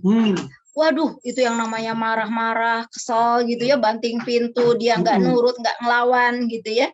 Nah, ternyata kalau kita hanya membaca perilaku yang tampak, oh dia emosinya marah aja. Dia marah-marah, dia anak nakal, dia nggak santun. Kalau kita hanya perilaku yang muncul. Padahal dalam konsep psikologi kita mengenal ada fenomena gunung es. Ya. Jadi yang ditampilkan itu sebenarnya hanya sebagian kecil, hanya ujungnya saja. Paling 20% itu. Hanya puncak gitu, paling 20% marah-marahnya itu. Padahal yang sebenarnya pesannya adalah justru yang tersembunyi. Yang kadang kita suka nggak ngeh membaca pesan-pesan di balik ekspresi marah atau uring-uringannya ini. Tuh, nah, pahami pesannya. Ternyata pesannya apa? Gitu. Nah ini, pesannya ini ketika teman-teman. Cinta kasih, pesannya apa? Ingin disayang, ingin diperhatikan, ingin diterima, ingin mendapatkan bahasa cinta, ingin merasa dibutuhkan. Ketika sedih, sebetulnya pesannya apa? Ingin didengarkan, ingin ditemani, ingin dicintai, ingin dihibur, ingin dipeluk, ingin dikuatkan. Nah, jadi bapak-bapak, kalau si ibu lagi sedih, sebetulnya ini dia tuh pengen dipeluk. Responnya ini. Harusnya bapak tuh merespon itu. Stimulusnya sedih. Nah, gini interaktifnya ya Pak ya, penerapannya ya, itu ya Pak Dandi ya. Misalnya saya lagi menunjukkan sedih deh, nah, ya Pak, aduh, khawatir banget, gitu ya. Gitu ya Bu, sayang. Gitu. Nah, itu sebenarnya, kebutuhannya terpenuhi seperti halnya kebutuhan kita terhadap biologis Pak Dandi. Pak, aku pengen dong dimasakin nasi goreng pakai cumi oseng, boleh nggak Pak? Nah, itu kan ada pesan tuh, gitu ya. Nah, jadi, penuhilah misalnya oleh suaminya. Nah, aku happy gitu. Jadi jangan salah baca kode. Ya. Kan banyak yang begitu dia bilang gitu, gitu aja masa kamu, yang gitu mah nggak usah takut lah. Udah biasa aja. Iya, gitu ya. Jangan kayak gitu. Atau nggak sabar aja deh. Atau nggak yang paling ekstrim Pak Dandi, nggak usah nangis, cengeng, gitu. Dasar kamu nggak punya akhlak. Ada gitu. Ya, padahal kebutuhan dari rasa tangis dia bisa terasa kan, gitu ya, ekspresi yang sedih, mulai dari yang alisnya turun ya Pak Dandi ya, mulai dari yang mulutnya dia juga melengkung, atau bisa jadi berkaca-kaca. Kalau kita punya literasi emosi yang bagus, oh ini sedih, itu punya kita intuisi untuk meraba itu. Betul. Lalu sambut dengan memberikan kebutuhan psikologis di balik rasa sedihnya. Gitu. Ibu sedih apa? Sini, aku dengerin. Yuk, apa yang kamu sedihin? Gimana? Wah, langsung melting ya Pak Dandi ya. Gitu ya, ibu, bapak semua bisa ke pasangan atau bisa ke anak. Gitu. Atau minimal dipeluk aja ya. Iya. Gitu. Berikutnya takut dia. Itu kebutuhannya. Pesan yang ingin disampaikan sebenarnya dia ingin dilindungi, ingin ditemani, ingin ditenangkan, ingin dihilangkan dari ancaman, secure. Jadi dia betul disecurekan. Ketika dia merasa jijik, nah itu tuh berarti kebutuhannya untuk menghindar atau menjauh dari sumber jijiknya. Gitu. Yaudah ya sini, jangan diikutin ke situ gitu. Iya. Atau enggak yang mendengar suara petir. Ya. Itu takut, itu sini, gitu. Nah, kebutuhannya saat itu adalah dia dilindungi, jauh sayang, gitu. Kita aman kok di sini, sambil diusapin. Nah, itu udah meaningful banget ya, kita memenuhi kebutuhan psikologis ataupun pesan dan kebutuhan emosi dari anak. Gitu aja kamu, penakut. Berikutnya kenikmatan. Nah, kebutuhannya adalah mendapatkan kenyamanan, kebahagiaan, dan harapan. Hope. Ketika dia malu, ketika dia merasa malu, sebetulnya dia tuh merasa kebutuhannya dimaafkan, dibela, didukung, tidak disalahkan. Gitu banyak yang udah gitu, udah kamu mah tuh makanya belajar lebih gitu ya. Kadang kan orang tuh suka gitu tuh, ketika anaknya melakukan kesalahan, misalkan dalam sebuah tampilan apa gitu, ulangan lah. Udah gitu nilainya jelek, dia malu dibanding teman-teman yang lain. Terus ibunya malah, kamu sih nggak belajar, padahal dia tuh butuhnya tidak disalahkan, justru didukung, bukan gitu. Dihukum pada saat juga. Itu ya, kalau kita bicara untuk pengembangan di belakang, nanti setelah itu kita berikan masukan, proses perbaikan, betul. Tapi at the time yang dia butuhkan adalah dimaafkan, dibela, didukung, dan tidak disalahkan. Betul. Gitu. Marah. Nah, kenapa orang marah? Ada orang yang marah tuh apa sih? Butuh apa sih dia kalau marah? Sebetulnya dia tuh butuh diperlakukan adil. butuh dipenuhi kebutuhan manusiawinya. Dia tuh pengen apa, ada apa. Orang marah itu kan karena dia punya frustasi. Frustasi itu apa? Tidak mendapatkan apa yang dia inginkan. Apakah kurang dihargai ya pada gitu. dia? Apa kurang disayang? Betul, Gitu. itu kondisi frustasi. Gitu. Nah, jadi tanya kebutuhannya tuh apa gitu. Dia itu anak kecil tantrum karena dia bingung. Udah bingung mau ngomong apa lagi, dia nggak tahu, akhirnya tantrum deh. Nah, orang tantrum tuh anak itu harus diajarin supaya dia mengungkapkan. Jadi yang kebutuhan menu itu apa, Nak? Gitu. Ya, betul. Tapi kan pada saat itu mah susah. Pada saat itu tuh ya dipenuhin dulu secure-nya gitu ya. Divalidasi aja emosinya. Apa sih divalidasi itu? Artinya diterima emosinya. Bahwa boleh kok merasakan itu, it's okay mama gitu. Kalau kamu sedih, kamu takut gitu ya, divalidasi itu, diterima, diakui gitu ya, diperbolehkan, divalidasi itu. Berikutnya betul. Terkejut itu apa sih Bun ya kebutuhannya? Pesannya kalau terkejut misalnya ya, tadi kan bisa jadi terkejut lalu juga ekspresinya dia takut. Misalnya tadi petir, dia kan, ih mama itu apa? Nah, terkejut itu gitu ya. Nah, diberikan informasi yang benar. Dan bisa jadi kalau diiringi takut adalah dilindungi. Kamu takut apa sayang? Sini. Nah, diberikan informasi, itu petirnya jauh sayang di langit. Atau enggak misalnya dia takut pada badut, Dandi, ya mama takut banget, serem banget. Diberikan informasi yang benar. Sayang, tahu nggak sih sebenarnya di dalam badut itu orang om loh, tapi dia begini. Nah, informasi yang benar tuh gitu ya. Lalu berikutnya diedukasi. Nah, diedukasi itu dikasih tahu kayak tadi misalnya ternyata di dalamnya seperti ini, ternyata petir tuh jauh, kita terlindungi loh oleh ini, dipastikan secure tadi ya Pak Dandi ya. Atau disiapkan sama. Kan ada orang-orang tertentu Pak Dandi yang kayak dikasih kaget gitu, terkejut itu ya, dia disiapkan. Salah satunya sempat anak kami tuh mau dibawa ke bioskop, kan gelap ya, dia tuh nggak suka yang gelap itu, tapi kami kondisikan dulu supaya dia tadi nggak kaget, nggak terkejut ke bioskop tiba-tiba gelap gitu ya. Kami simulasikan dulu, disiapkan ini simulasi tuh, sayang di bioskop itu nanti gelap kayak gini, nanti kamu gimana, deg-degan nggak begini-begini, tapi mama peluk loh, takut kamu aman. Nah, disiapkan itu maksudnya itu ya. Gitu. Semakin dia siap, semakin dia tahu apa yang dihadapi, semakin dia juga turun rasa takutnya dan berbagai macam rasa emosi positifnya Pak Dandi akan semakin muncul. Terlindungi, aman, nyaman ya, perilaku-perilaku positif muncul. Sama kayak anaknya gitu katanya, takut sama badut. At the time lagi dia ketakutan, dijelasin nggak akan masuk. Dijelasin itu ketika dia udah tenang. Gitu ya, itu pesannya ya teman-teman dari sini. Mudah-mudahan jadi jauh lebih berempati Pak Dandi. Sebenarnya pesan dari sini. Ada satu ibunya gini, saya kalau nangis itu kata suami dibilangin lebay. Karena kenapa Pak Dandi? Karena dia digituin oleh orang tuanya pada saat kecil. Itu punya skema ya, dan skema yang keliru. Belajar dia itu dari lingkungan. Anak kita coba lihat. Ekspresi emosi itu dipelajarin loh. Gitu. Bedakan marah dan marah-marah tadi. Marah itu jenis emosi, marah-marah ekspresinya. Marah boleh, banting pintu nggak boleh.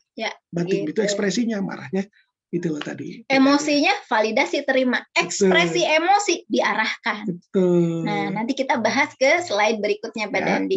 Tentang ini kita ya. Emosi, bedanya dengan ekspresi emosi. Gitu.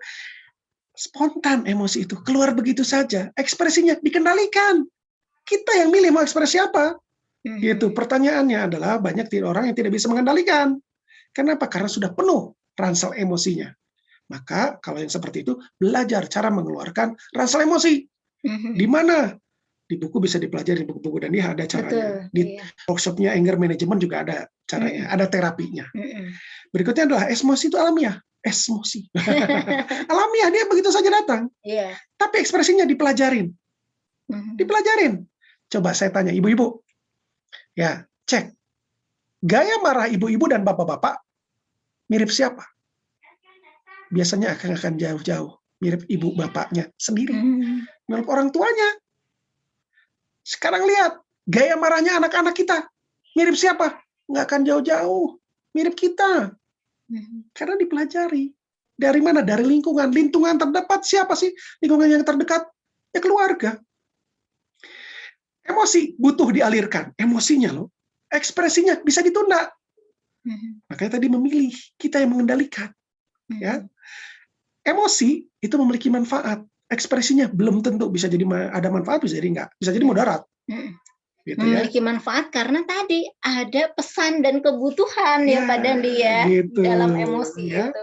Nah kalau emosi itu tidak disadari karena tadi spontan, tapi kalau ekspresinya itu disadari gitu ya. Nah berikutnya ya, emosi itu sifatnya personal, subjektif tiap orang. Tapi kalau ekspresi emosi dipelajarin tadi dari mana? Dari pola asuh, dari lingkungan sosial, dari budaya. Kan beda gaya marahnya orang Sunda sama orang Batak, sama orang Sumedang, sama orang Surabaya. Beda-beda. Gitu caranya. Nah, kan ada begitu masalahnya adalah pernikahan yang beda budaya. Nah, itu yang jadi masalah. Dia pikir marah padahal ngomong biasa, gitu. Nah, itulah bedanya emosi dan ekspresi emosi. Betul.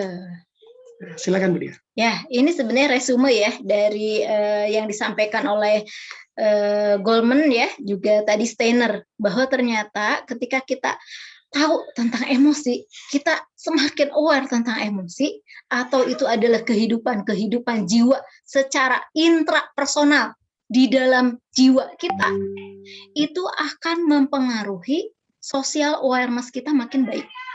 Self awareness kita baik, social awareness juga akan makin baik. Itu adalah berarti relasi interpersonal. Itu di sisi pengelolaan emosi yang akhirnya terekspresi di interpersonal. Lalu behaviornya tadi, semakin dia aware terhadap apa-apa yang ada dalam diri dia, jenis emosinya, kadarnya, semakin dia juga bisa nanti menjadi memiliki modal dasar, memiliki bekal yang kuat untuk bisa memanage diri dia. Termasuk akhirnya nanti dia memanage hubungan relationship, baik itu misalnya dengan pasangan, dengan anak, ya, ataupun dengan profesional, dengan lingkungan kerja. Dan akhirnya kalau di setting work itu akan mendorong self performance. Itu kaitannya kenapa orang-orang yang sukses, Pak Dandi, 80%-nya dia memiliki cerdas emosi. Ya. Gitu ya. Lalu ternyata juga IQ itu ngaruhnya cuma 20%, Bu Dia. Ya, dalam betul. kesuksesan dalam bekerja. Ya, betul. Gitu ya. Nah, termasuk dalam people performance. Dia bisa melid, Pak Dandi. Dia bisa mengelola, dia bisa berharmoni, dia bisa bekerja sama, termasuk untuk mengelola konflik. Karena dia orientasinya selalu aku dan kamu, kita. Orientasinya kita. Orang cerdas emosi, salah satu ciri dalam sosial adalah selalu dia perspektif dan kebutuhannya adalah dari kita. Mencari jalan keluar, mencari tadi mengelola konflik adalah selalu berorientasi pada kita. Berikutnya. Nah, ini secara sekilas saja ya, skema dari program anger management. Ini program-programnya Dandiah nih, biar teman-teman pada tahu. Silakan. Gitu ya, ini konteksnya ada yang tadi marah-marah. Pak Dandi boleh nanti dijelaskan tadi yang bertanya ya. Marah-marah ketika memang dia ada kondisi frustasi. Kalau marah berkepanjangan yang dulu-dulu dari masa lalu, yang mengurangi mindfulness kita. Kita ingat terus, ke-trigger, kita berlarut misalnya, apakah dengan bisa jadi di konteks luka pengasuhan, Pak Dandi, di konteks marital, apalagi yang single parent ya, masih terbayang tuh mantan-mantannya misalnya, atau di konteks parenting, atau bahkan profesional ya, yang marah-marah dan marah berkepanjangan. Tidak sering ya, kita melakukan ke anak kita, melukai.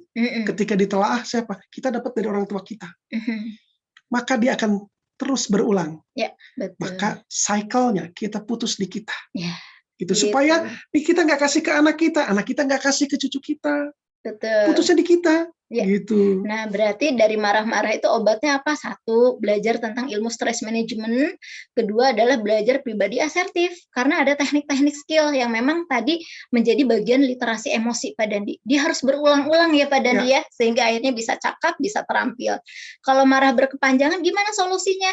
Lakukan bisa self-forgiveness ataupun others ya, forgiveness. Ini kelas tersendiri. Next. Nah, akhirnya challenge-nya Pak Dadi, kan tadi banyak, yuk berinteraksi gitu ya, kita emosi begini, kita harus baca tentang bahasa tubuh orang. Tapi sekarang eranya teknologi, selain era teknologi, di era pandemi lagi, kan banyak sekali keterbatasan kita untuk bisa menatap orang ya, untuk bisa berinteraksi dengan orang. Apa yang harus dilakukan? Nah, sebenarnya satu adalah kita melibatkan rasa badan. Bisa dengan kita tetap ya, walaupun di era teknologi yang semua serba cepat, serba instan, tapi jangan lupa ada aset rasa yang tetap harus kita baca, harus kita alirkan. Biasakan menulis jurnal, biasakan menulis puisi.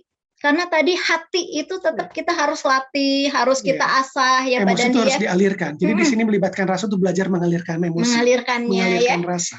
Lalu berikutnya adalah dia bisa jadi salah satunya akrab menggunakan emoji.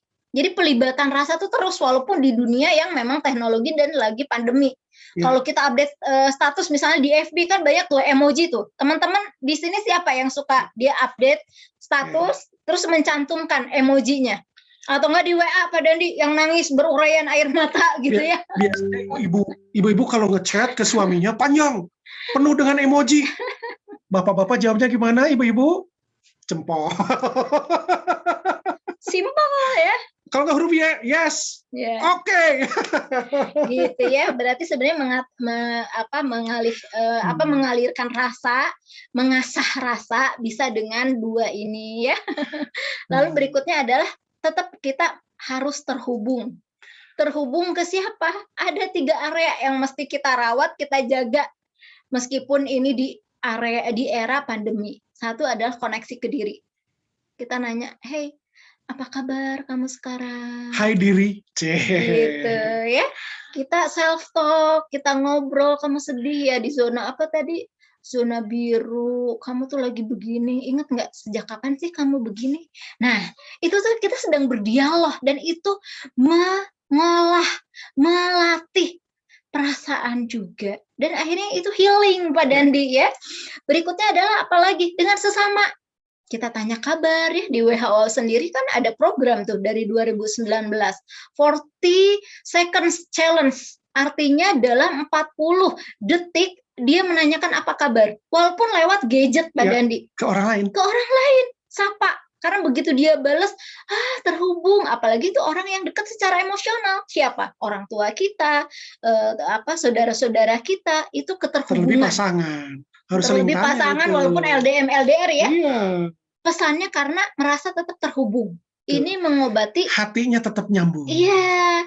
Mengobati kesepian loneliness Pak Dandi yang memang menjadi ancaman di pandemi ini. Loneliness orang meningkat. Begitu orang loneliness, maka angka depresi makin naik ya. Lalu berikutnya adalah koneksi pada tentu aja Maha Pencipta.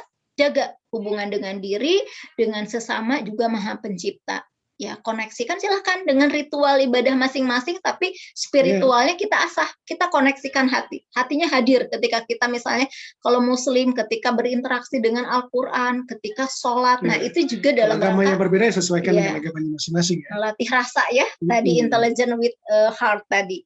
Atau kita bertatap muka, misalnya video call, kan kita suka males ya, kadang-kadang, aduh aku lagi begini nih, ya udahlah aku itu aja audio, makanya tadi salah satu saya caranya adalah yang memungkinkan untuk dibuka gitu, karena tetap beda gitu ya feelingnya. Termasuk akhirnya bisa offline ya. Iya, bisa offline. Kopdar. Gitu. Sekarang sulit memang, apalagi PPKM ya. Udah cukup ya Pak Dani, apalagi Pak Dadi. Oh iya. Ini teaser. Secara materi itu yang kita bagikan hari ini. Tapi nanti berikutnya ini akan ada sesi 2-nya. Ya, kita sesi 2 dan seterusnya kita akan ada belajar tentang kekeliruan paradigma emosi, kuadran emosi itu kayak apa, fungsi emosi itu apa, ya, dan juga nanti ada simulasi dan latihannya. Ya, termasuk tadi membahas tentang apakah Anda di level 1, 2, 3 atau 4 nih ya. Tapi yang jelas ini Pak Dandi. The best and most beautiful things in the world cannot be seen or even touched. They must be felt with the heart.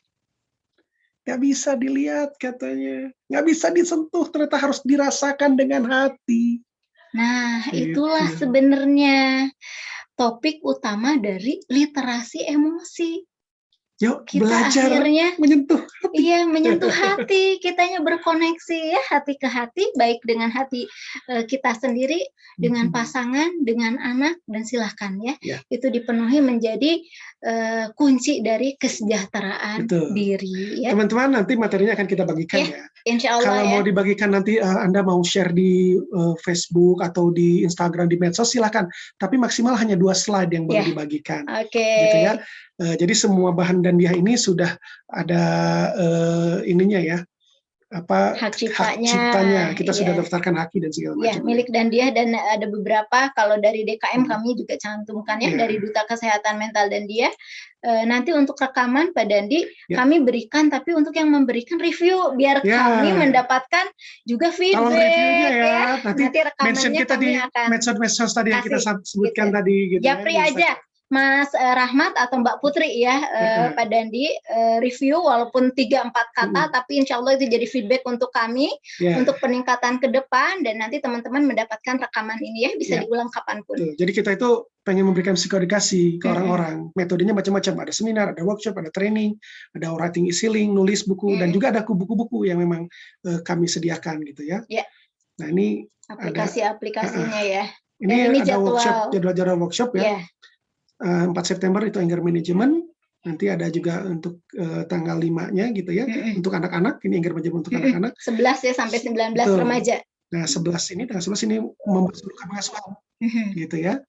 Nah, ini buku-bukunya. Ini juga sama. Ini akhirnya literasi emosinya dapat, literasi baca juga dapat Pak Dandi. Kalau kita baca tentang ilmu psikologi juga kesehatan mental.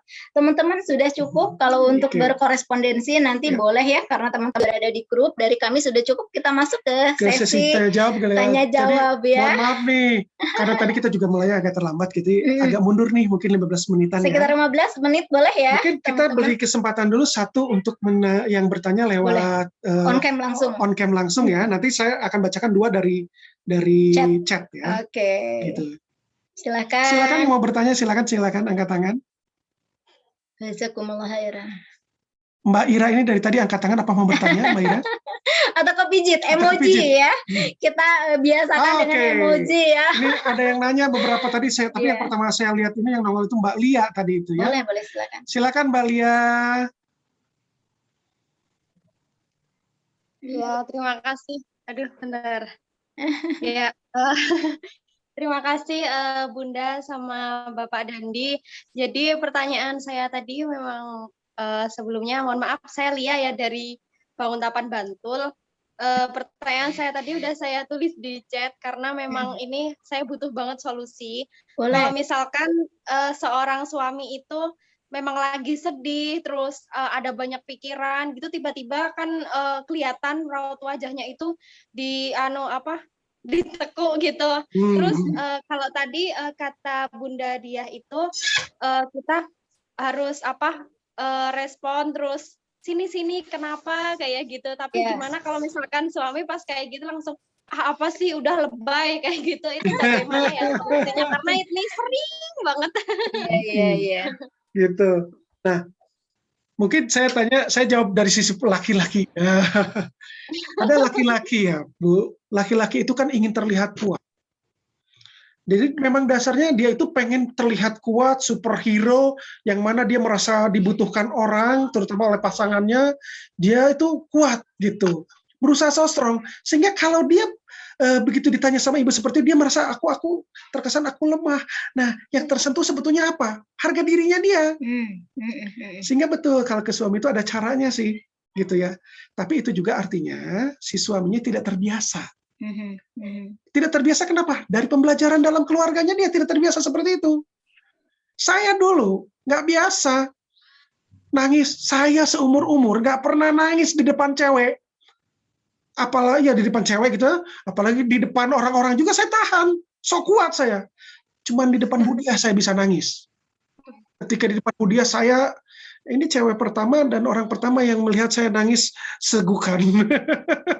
Dan sampai sekarang gitu. Makanya waktu itu saya bilang, ini calon istri nih kayaknya. Karena saya bisa jadi diri saya apa adanya, tidak perlu jaim-jaim gitu ya. Nah, jadi mungkin ke suaminya untuk lebih belajar, lebih berani mengungkapkan apa adanya. Karena ada saatnya kita itu tidak selalu harus kuat. ada saatnya kita lemah, akui itu.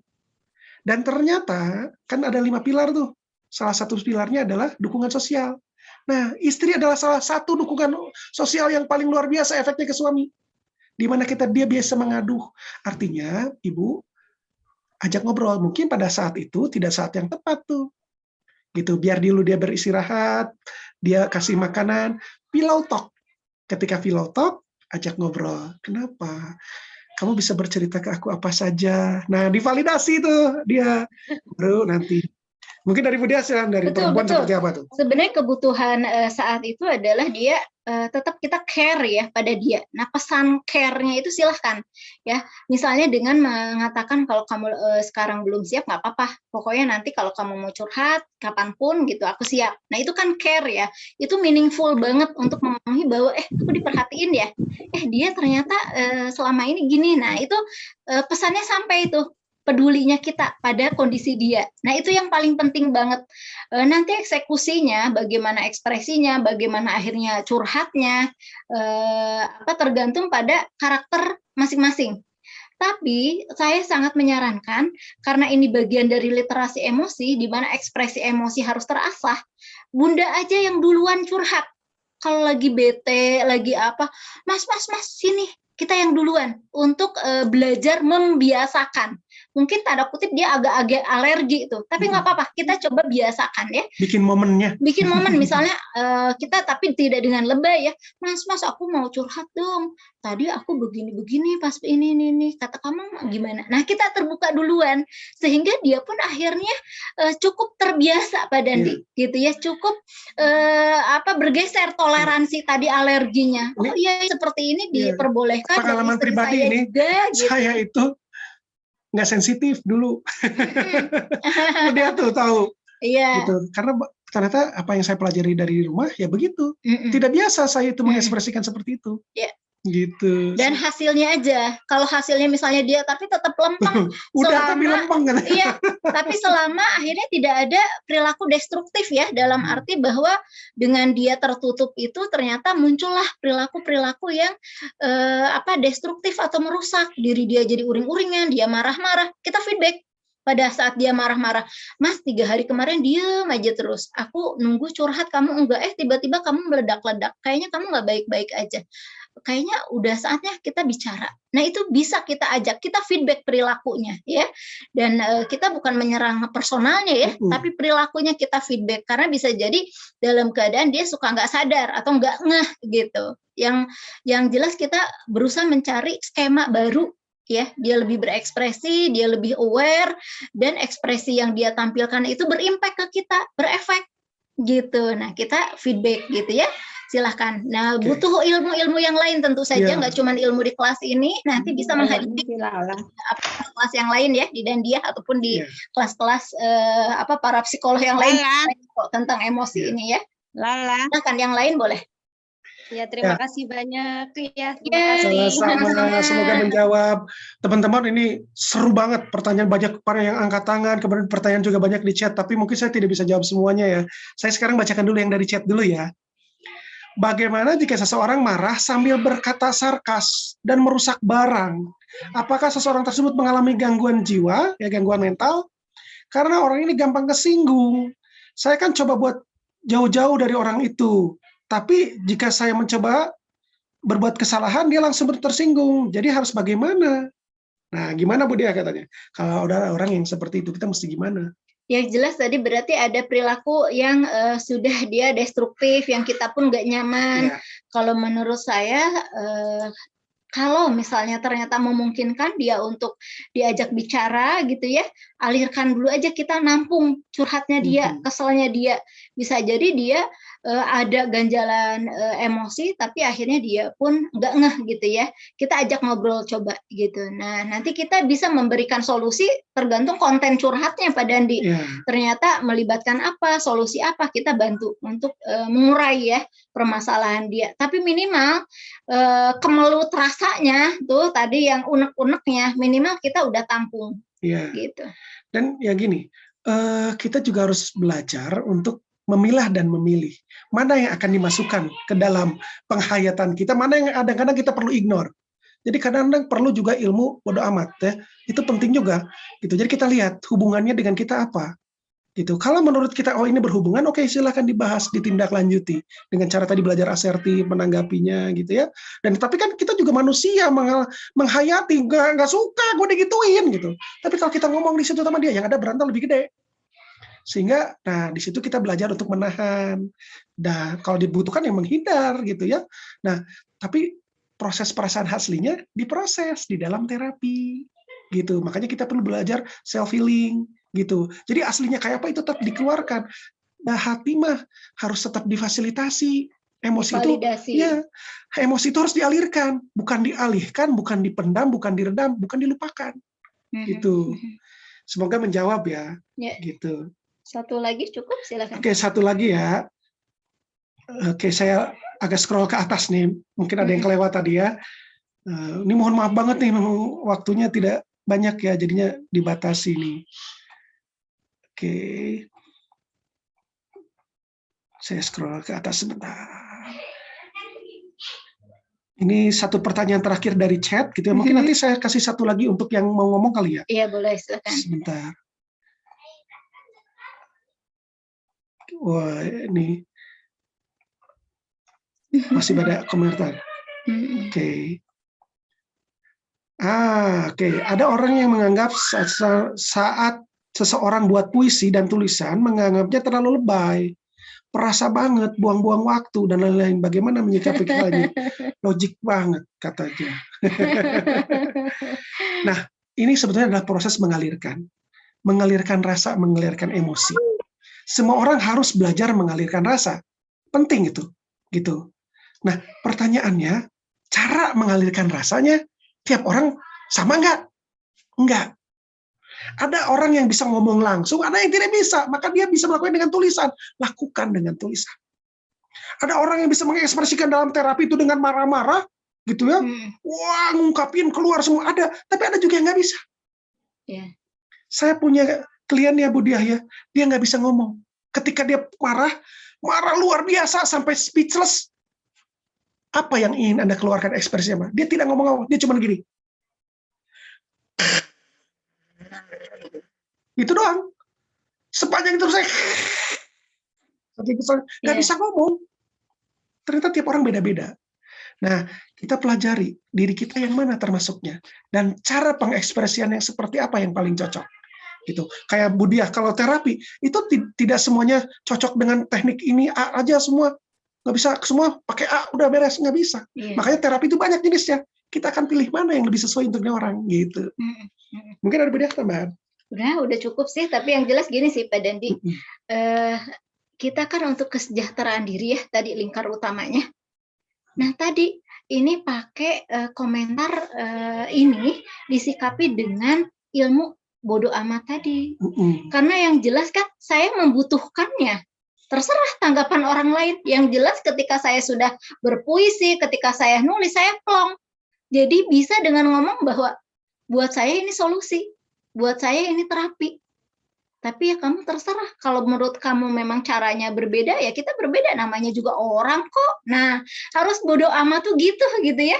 Dan terus akhirnya dia komentar A sampai Z, ya udah kita skip aja. Nah, harus ada kayak gitunya. Jadi ya, karena ini jelas-jelas tipe orang yang kita skip karena berarti dia skemanya skema yang logika terus saja logika. Padahal kita jelas-jelas kan sedang butuh ya mengalirkan rasa. Kita fokus aja ke kebutuhan kita untuk konteks ini. Beberapa sudah izin live, mangga silakan. Satu pertanyaan terakhir Bu Diah ya. Boleh silakan. Dan mungkin saya buka dari Bunda ayah Lili. Dong, dari ayah nggak ada ya yang nanya ya, para ayah. Ini ada Bunda Lili nih. Silakan. Dia fotonya sama ayahnya, sama suaminya. Bunda Lili mau bertanya, silakan Bunda Lili. Ini satu pertanyaan terakhir ya. Sebelum kita tutup kegiatan kita hari ini. Bunda Lili mau bertanya, silakan. Afwan, Assalamualaikum. Waalaikumsalam. Teh Dia dan Kang Dandi, saya tidak bertanya, tapi saya mau testimoni, boleh ya? Oh boleh, silakan. Boleh banget. Alhamdulillah saya adalah salah satu peserta Anger Management 20 Juni 2020. Masya Allah. Saya mengikuti waktu itu full day ya, Alhamdulillah. Dan saya memang bukan tipe orang yang mulutnya wong-wong orang Sunda bilang gitu. Tapi setelah ikut anger management, saya kemudian menemukan cara mengalirkan rasa, yaitu dengan menulis puisi dan menulis status WA, tetapi buat saya itu bagian dari menulis rasa, dan saya merasa setahun ini saya cukup produktif. Dan alhamdulillah saya juga diberikan amanah untuk membersamai beberapa grup WhatsApp, walaupun hanya ibaratnya mengirimkan doa, tapi saya merasa bahwa itulah aliran rasa saya. Saya sekarang punya guru dan coaching untuk menulis, coach untuk menulis, dan mudah-mudahan tahun ini adalah tahun pertama saya yang bukunya tuh betul-betul ditulis karena rasa, bukan karena konten keilmuan dalam arti misalkan dulu saya lama di environmental law ya misalnya gitu ya, di hukum lingkungan, tapi bukan yang berat, tapi itu betul-betul yang mengalirkan rasa saya. Terima kasih Masya Allah. Bunda Lili. Alhamdulillah, nuhun. Iya, sukses berkah, sehat selalu, semoga amin Bunda, sukses juga bukunya ya. Amin, insyaallah. Testimoni sukses Bunda. Masya Allah. Masih mau ditanya satu pertanyaan lagi atau boleh satu orang aja, siapa tadi? Tadi yang udah duluan tuh sebenarnya ini ada beberapa yang baru, tapi yang tadi udah duluan itu Mbak Miranti. Iya, Mbak Miranti, biar nggak pegel tangannya, biar turun. Mbak Miranti, silakan Mbak Miranti. Silakan Mbak Miranti. Masih hadir Mbak Miranti? Mbak Miranti? Kalau nggak ada, Mbak Nur Komala Dewi. Silakan Mbak Nur Komala Dewi. Silakan Mbak Nur Komala Dewi. Tadi angkat tangan mau bertanya kayaknya. Iya. Ya, bismillah. Assalamualaikum Bu Dia. Waalaikumsalam. Ya. Saya mau bertanya, susah gitu menghadapi anak yang bertengkarnya itu main fisik. Pas saat itu terbawa emosi, sulit untuk memisahkannya, itu caranya gimana gitu. Siap. Anaknya seumuran kalau ya berantemnya sampai pukul-pukulan gitu ya. Iya. Kita buatin ring tinju gimana Kak Dandi? Usianya berapa Bu anaknya Bu? Suka emosi. Nah, kadang kita juga ikutan jadi main fisik juga. Iya ya. Usianya berapa anaknya, kedua anaknya? Saya anak banyak kebetulan. Ya, yang suka banyak berantem, yang sering berantemnya. Yang sering berantem umur 10 sama 11 12, 11 sama 8. Oh, Masya Allah. Oh, banyak bener anaknya berarti. Ya, prinsip kita mengelola emosi ya. Mengelola emosi anak adalah satu. Emosi anak termasuk kepada wilayah emosi orang tuanya. Kalau anak ternyata banyak berantem, berarti bisa jadi satu, ada pesan-pesan dan kebutuhan-kebutuhan dari anak yang kita luput baca. Itu satu. Kedua, bisa jadi kita lagi juga tidak baik-baik saja stabilitas emosi kita. Sehingga akhirnya pada saat mereka berantem, kita terpantik tuh Pak Dandi. Ya. Kan kejadian berantemnya berulang-ulang, tapi akan terasa ketika kita sedang tidak baik-baik saja, ekspresi kita dan akhirnya ikut-ikutan berantem, itu jadi jauh lebih dahsyat dari sebelumnya. Nah, berarti di sini ada Pak Dandi, mesti kita berefleksi. Bagaimanakah ransel emosi kita? Jangan-jangan itu sudah penuh ya Pak Dandi ya, sehingga kejadian-kejadian yang sepele, yang asalnya biasa-biasa saja, kita hayati sebagai hal yang luar biasa dan memantik ya berbagai perilaku anger yang tadi akhirnya sampai fisik. Jadi saya sangat sarankan Bunda untuk menguras dan mengurus tentang ransel emosi Bunda. Karena berarti kan ada anak yang di bawah 11 tahun ya, 3 orang. Emosinya 4. Bunda itu ada 4 ya, bahkan anaknya. Emosi Bunda itu levelnya harus jauh di atas emosi anak-anak. Jadi anak-anak mau gimana mereka istilahnya heboh, berisik, kita harus tetap tenang. Emosi kita tetap harus di atas emosi anak-anak. Secara kognisi kita tahu ya, paham. Tapi yang membuat tadi akhirnya terpantik lagi, balik lagi karena ransel emosi Bunda diduga sudah luber, sudah penuh dari mana-mana, bukan hanya dari anak saja, isi ransel emosi bunda. Kadang-kadang anak cuma jadi pemantik gitu ya. Bisa jadi berantemnya anak-anak tuh, bisa jadi ransel emosi datang. Ya dunia yang paling dekat dengan bunda siapa sih? Satu, bisa jadi pasangan, bisa jadi keadaan ekonomi, bisa jadi keadaan misalnya dari keluarga besar ya, dari manapun, atau dari masa lalu juga yang belum selesai ke-trigger. Nah inilah, kalau saya sangat menyarankan bunda, supaya tadi bunda lebih tenang ketika menghadapi hebohnya anak-anak, karena anak-anak pasti heboh terus, jabdes mereka berantem. Tapi jabdesnya bunda tetap tenang. Gimana pun kondisi dari anak-anak. Nah, PR-nya saya sangat menyarankan ke bunda kayak gini untuk kita bisa merawat dan menjaga kewarasan adalah dengan mengikuti anger management. Karena menguras. Ini juga dan pertanyaan nanti, sama Mbak Ifah nih. Iya, cara nguras emosinya gimana? Betul. Ada di workshop anger management. Workshop, tapi salah satunya dengan menulis. Boleh silakan. Ya kalau kita belum ada kelapangan waktu, kelapangan rezeki atau tenaga ke workshop gitu ya, tapi yang ideal workshop ya, karena ada terapi emosi atau konsul private, karena itu langsung bunda akan ditemani untuk praktik terapi emosi. Tapi kalau belum nih, itu idealnya ya, kalau belum adalah boleh dengan menulis. Ambil 2 lembar kertas. 2 lembar kertas, tema kertas pertama tentang katarsis. Tulisan apa yang membuat bunda, masalah apa yang paling membuat bunda terganggu. Bisa masalah anak, suami, atau apapun itu, bunda curhat aja. Pada prinsipnya, kalau kita menyimpan ransel emosi negatif, terkandung energi negatif. Energinya harus dikasih lewat. Keran energi negatifnya dikasih lewat tulisan. Tulisan semua, sampai kenyang.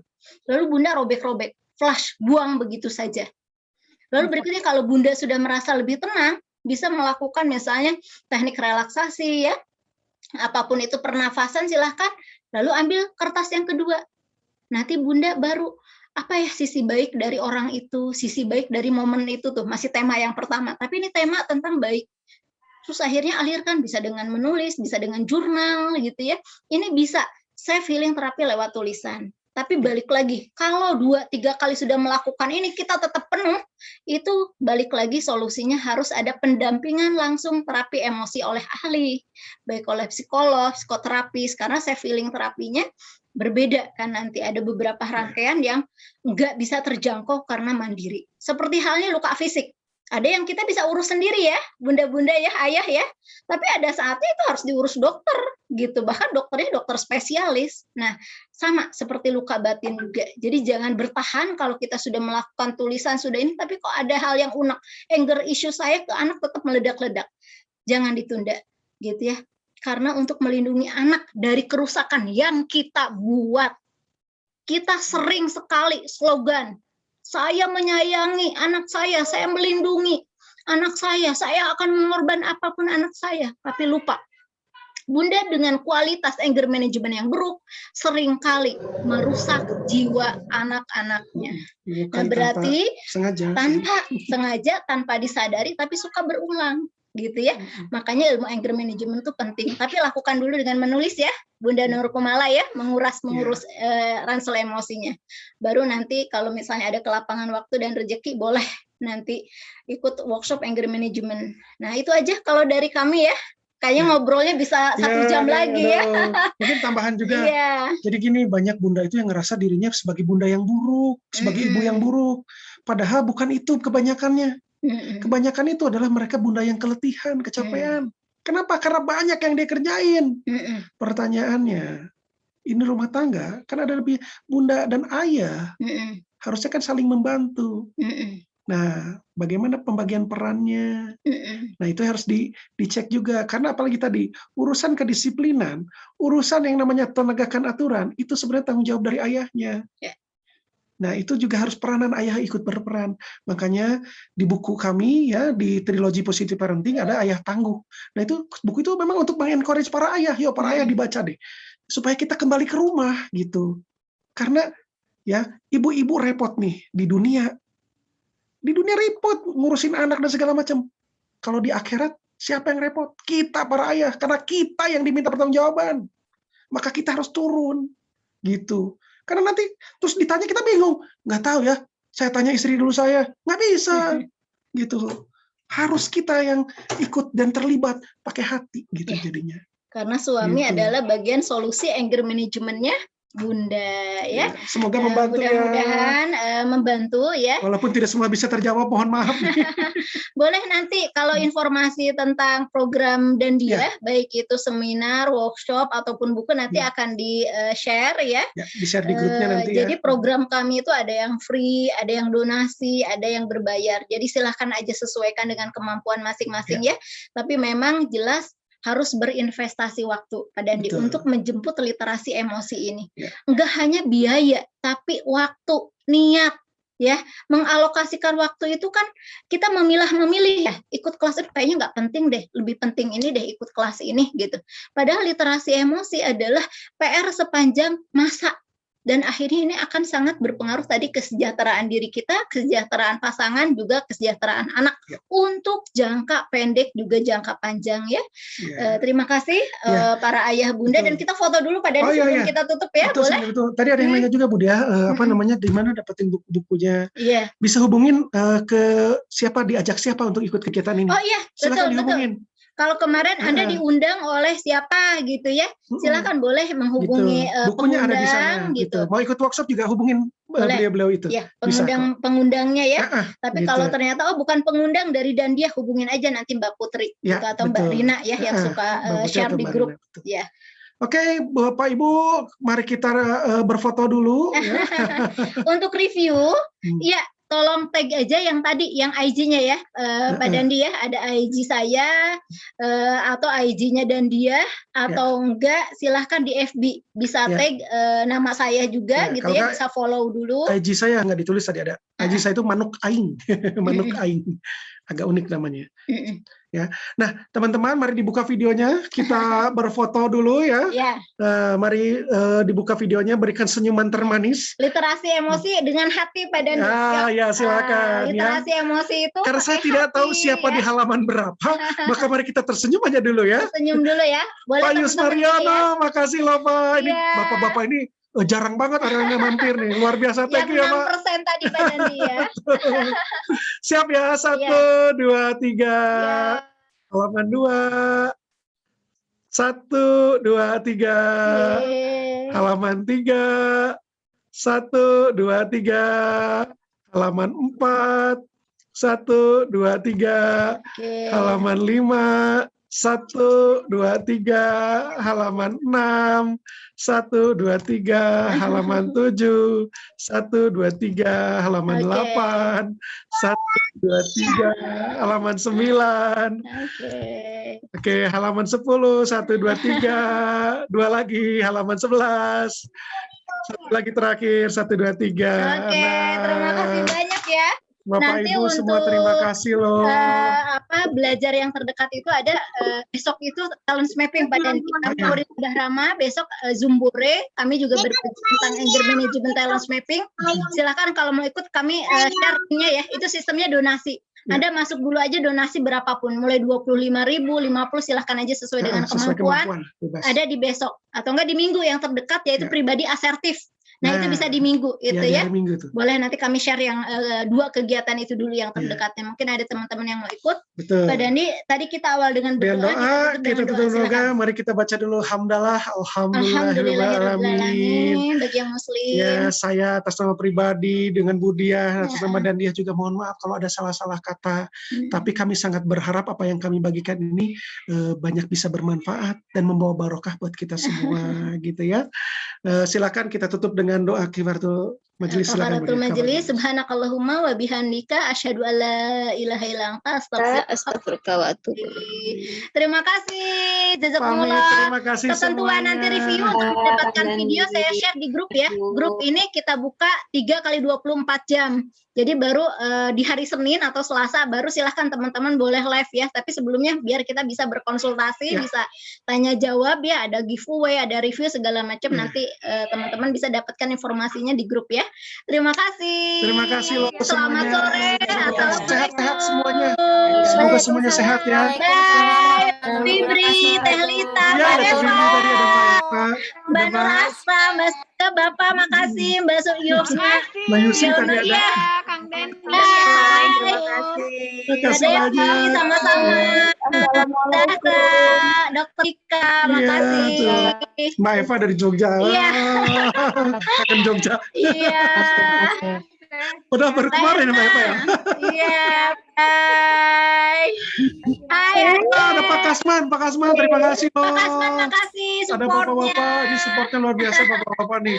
Pak Yus Mariono, terima kasih. Karena bapak-bapak ini barang langka kalau di kegiatan seperti ini. Harus dilestarikan.